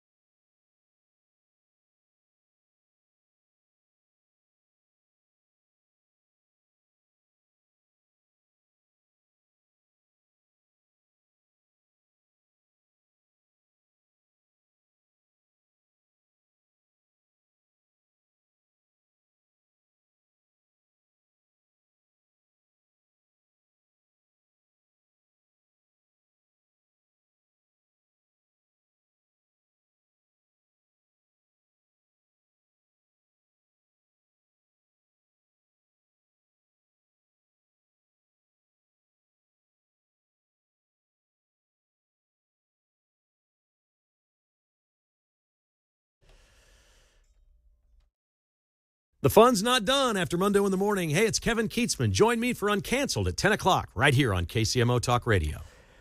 All right, I'm going to say this for the last time, at least on this show, because the text line is exhausting me right now. I got this on the text line. Pete, you had Nathan on for 9 minutes. Stigall got 12. Okay. There is no equal time. If I wanted to have Chris on every day for 10 minutes, I could do that. And, I went back in the podcast bank here, and since April 1st, Nathan Willett's been on 5 times. Chris Stigall's been on 4 times. It's pretty damn good. Now, one of those times for Nathan was more as a city councilman than a candidate, but he still is and was a candidate going back to one of those interviews. So just relax, okay? Just chill out. We're doing our best to give the candidates that have a chance to win an opportunity to have a voice on this show. That's what we're doing, and that's how we're going to do it. And I think that's the fairest way to do it. And, I understand people pulling for their guy or gal. Like, I get it. It's just like sports, right? You have your horse in the race, and you want your person to win, and passion is what drives this format. So I love that, and I respect you for that. But I would also hope there would be enough respect on your end to be like, hey, you know what? Okay, we're doing our best. This interview with Nathan might have been 9. I looked it up, too. The last time I had him on, it was a 14-minute interview. So just enough. Stop. Enough, John. You mentioned a comparison, and I finally learned music-wise. I used to think I didn't like some bands. It's actually that I just hated the fans of the band. So I give the bands a second chance. Sometimes they can be problematic. This is great on the text line. Pete, we need equal time for Valentina Gomez. Oh yeah. Remember her? Oh, indeed. Okay. She was a total whack job who ran for, I don't know, Secretary of State, Missouri or something. Something like that. Oh, my gosh. And she got blown out, but she was like a cartoon character of what you would think a right-wing candidate would be in a super red state. Like, she was totally off her rocker. Everybody was a pedophile. Everybody was an illegal immigrant. Everybody was, I don't know. She was nuts. Absolutely nuts.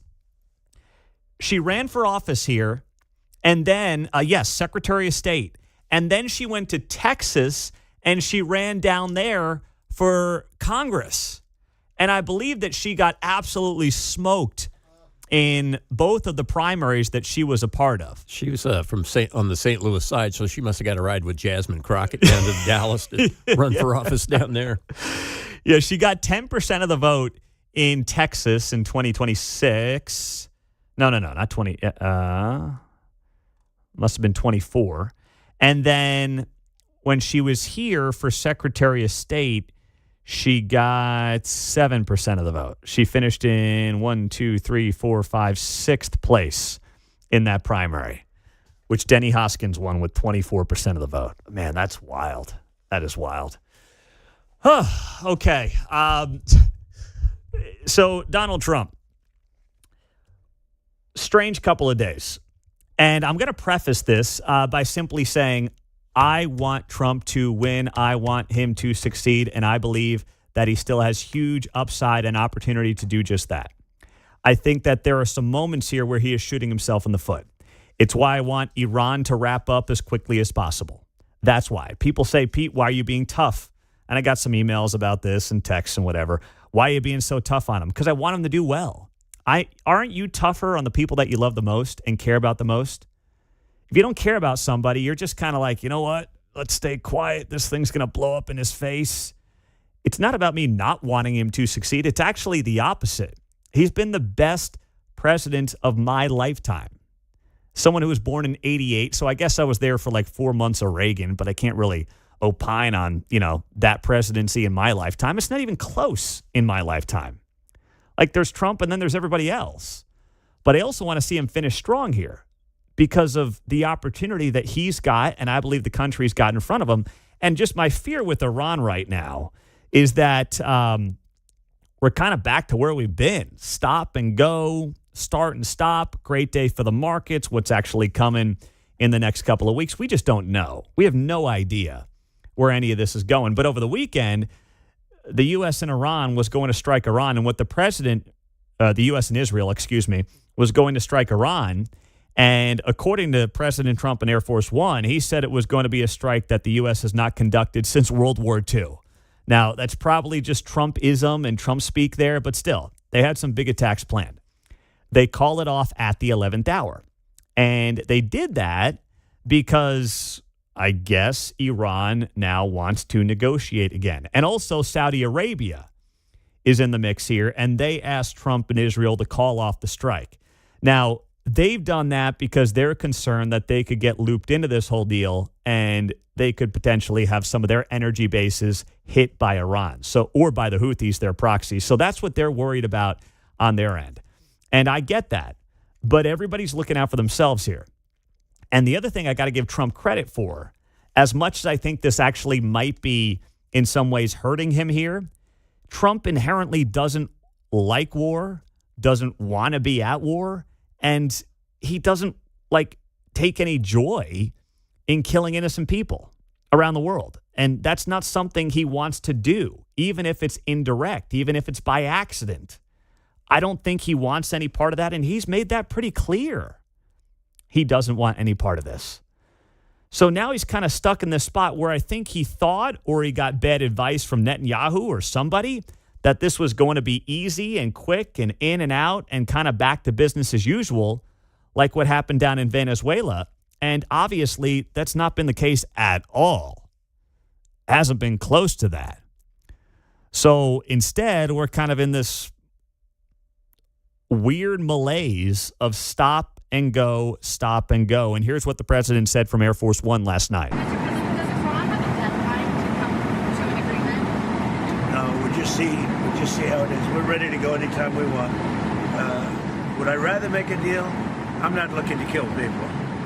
Because people die, a lot of people die, and we don't want that. So they asked us, Iran specifically, but the other three said I asked Saudi Arabia, the king, I said, the crown prince, I said, what would you rather do? Would you rather have us do this or not? They said, we would much prefer a deal as opposed to an attack, because you don't know where these attacks lead. I mean, will they be flooded with people pouring into their country and disaster? A lot of bad things can happen.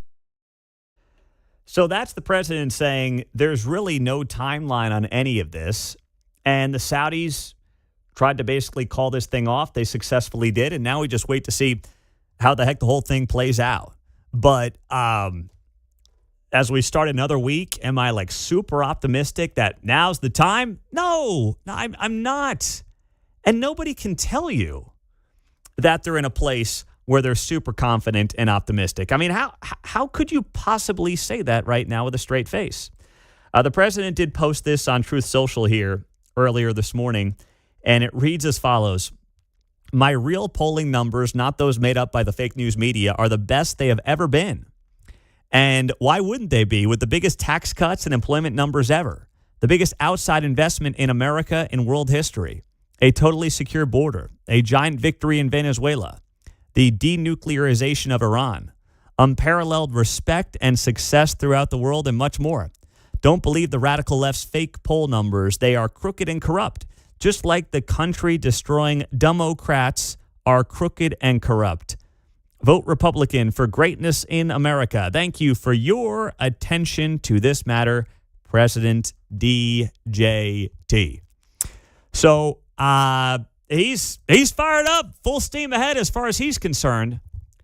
But listen, he's got to wrap this whole thing up sooner rather than later, because I don't see how he ends up in a place where he's like, you know what? That's a good deal. That's a really good deal. It's not how it's worked thus far, and I got to see it to believe it. I do. Coming up, we'll wrap up the show with actually one of the president's best and top confidants saying something that made him as relatable as he's ever been. We'll wrap up the show with that next here on KCMO.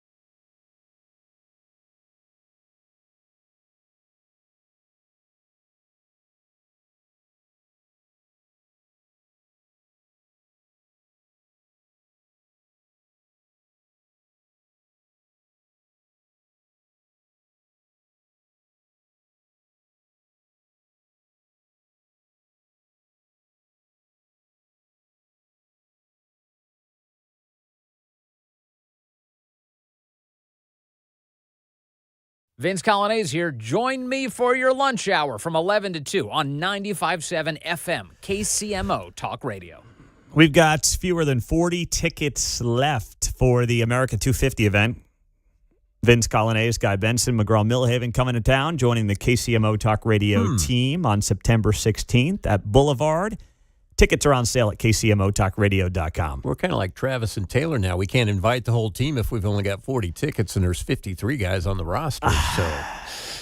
Don't worry. You'll get in for free as long as you wear a good shirt, John. Okay. All right? I'll You're get on fine. that. Yeah. And Mark can wear one of his favorite ball caps. The Royals American flag ball cap. That's the plan, right, Mark? Yes, the if you America can make 250 hat. That's right. I The got it. Royals America 250 hat. Although I had to have a little moment with our promotions department last week. They were sending out the email, and they wrote, less than 50 tickets available. Fewer. Not less. It's fewer. Come on. We got to get that right. Our audience is smart, so they're going to notice the difference, right? Someone's going to respond and be like, that's not the right grammar. You know that's coming. Touche. And that's because you guys are smart. You're polished. You're on top of it. Marco Rubio is one of us, all right? We are now in college football month. We will have games played in week 0, which is happening on Saturday, August 29th. That is when the week 0 games are played in college football. And Marco Rubio was on with Lara Trump over the weekend. She does a Saturday show on Fox News before Jimmy Fallon, who's hysterical. And this was the greatest answer Marco Rubio's ever given. And he's given some good answers. Full week off without having anyone access you, what would you do? If I had a full week off, I'd be wondering what was going on. I'm being honest, and maybe that'll change when I'm out of this job. But if I could make the world stop for a minute and have nothing going on, I'd love to well, my wife's gonna hate this answer, but I'd love to sit down and watch every college football game starting at noon Eastern until when the West Coast games end at 2 a.m. our time Eastern. I'd love to be able to do that at least one weekend. I doubt I'll be able to do that anytime soon. Oh, they love that from Marco. He's not little Marco. He is super big. El Marco Grande is what he is in my book. All right? He's killing it as Secretary of State. I think he's honestly the most competent guy in the administration right now, obviously working under Trump. And he's a diehard college football fan. Marco Rubio's son is actually a running back at Florida. Now, he doesn't play, but he's earned a spot on the Florida Gators roster. Marco Rubio's wife was a cheerleader for the Florida Gators as well. So they've got deep ties, obviously, to that program. And the fact that Marco Rubio said, if I could do one thing right now, it would be sit down at noon Eastern and watch college football until the West Coast games are done at 2 a.m. I'm like, that's my guy right there. That's my guy. And we are just over 4 weeks away from Missouri kicking off its football season September 3rd. Against Arkansas Pine Bluff, and that game will air right here on KCMO Talk Radio. And I know we're all counting down because, my goodness, there is nothing to watch sports-wise right now. Nothing. I turned on the TV yesterday at about 4:45. First time all day I flipped it on. I said, let me see if there's something sports-related I can just watch. And it was like the final hole of the Rocket Mortgage Classic on the PGA Tour. I think that's in Detroit. And, oh, my gosh, they were talking to the winner before the tournament ended because, the guy was in the clubhouse 3 strokes ahead, the final pairings on the last hole, and they can't win. So they're doing an interview with the winner. And plus, it's the Rocket Mortgage Classic. I hate to say it, but I really can't get into golf as much as I love it. Once the British Open is over, I am basically tuned out. Baseball stinks. The Royals are terrible. The Mets are terrible. There's the WNBA, but the most interesting part of the WNBA is how the head coaches in the league can't answer a question about whether or not dudes should be allowed to play against women. That's literally the top storyline in the WNBA is what the head coach of Caitlin Clark and Sophie Cunningham had to say when she was asked over the weekend, hey, should dudes be allowed to play in women's sports? And Stephanie White could not answer the question. She just couldn't do it. What's your stance? What is your stance on men or athletes who test as biological male participating in women's sports? What's your personal stance? Yeah, I mean, I don't know that I would say that I'm educated enough from a scientific standpoint. I don't ever believe that exclusion is an answer. She should have just ended it there where she said, I don't believe I'm educated enough. Just stop right there. Nothing else needs to be said, John. You're done. We get it. We get it. You don't know the difference between male parts and female parts. I would just ask her, what's the W stand for in WNBA? Yeah. Is this now the LNBA or the TNBA or the LGBTQ? IA plus? It's NBA? the PNBA, the Persons National Basketball Association. There we go. So then we're not, defining women or men or anything like that. Yeah. Just persons. Whatever you are, come on in and play. Until, of course, you take the spot of a woman, and then, of course, the entire league would probably go nuts. Imagine Megan Rapinoe from the U.S. national team, women's soccer, losing her spot to a biological male. You think she'd settle for that? No, I don't think so. When are they going to play Argentina? Yeah. Yeah, how would that go? Yeah. Put Messi in a wig and see if there's any difference in the outcome there. I just don't. I do think, when we think about various levels of sport, various governing bodies of sport and things that go into that. Like I said, I'm not educated enough at the different levels. I know growing up, I played with the boys all the time. Okay, yeah, exactly. Like my daughter in first grade plays with the boys at recess on the soccer field. And guess what? Even she knows at 7 years old, wow, they're faster and stronger and bigger. Maybe she can teach Stephanie White a thing or two about men compared to women. I'll take it. On the text line, Pete, I just pulled forward into my parking spot. Well done. That debate was last hour. Great job. Loyal listener right there. Hang tight. Keatsman Uncanceled is next on KCMO.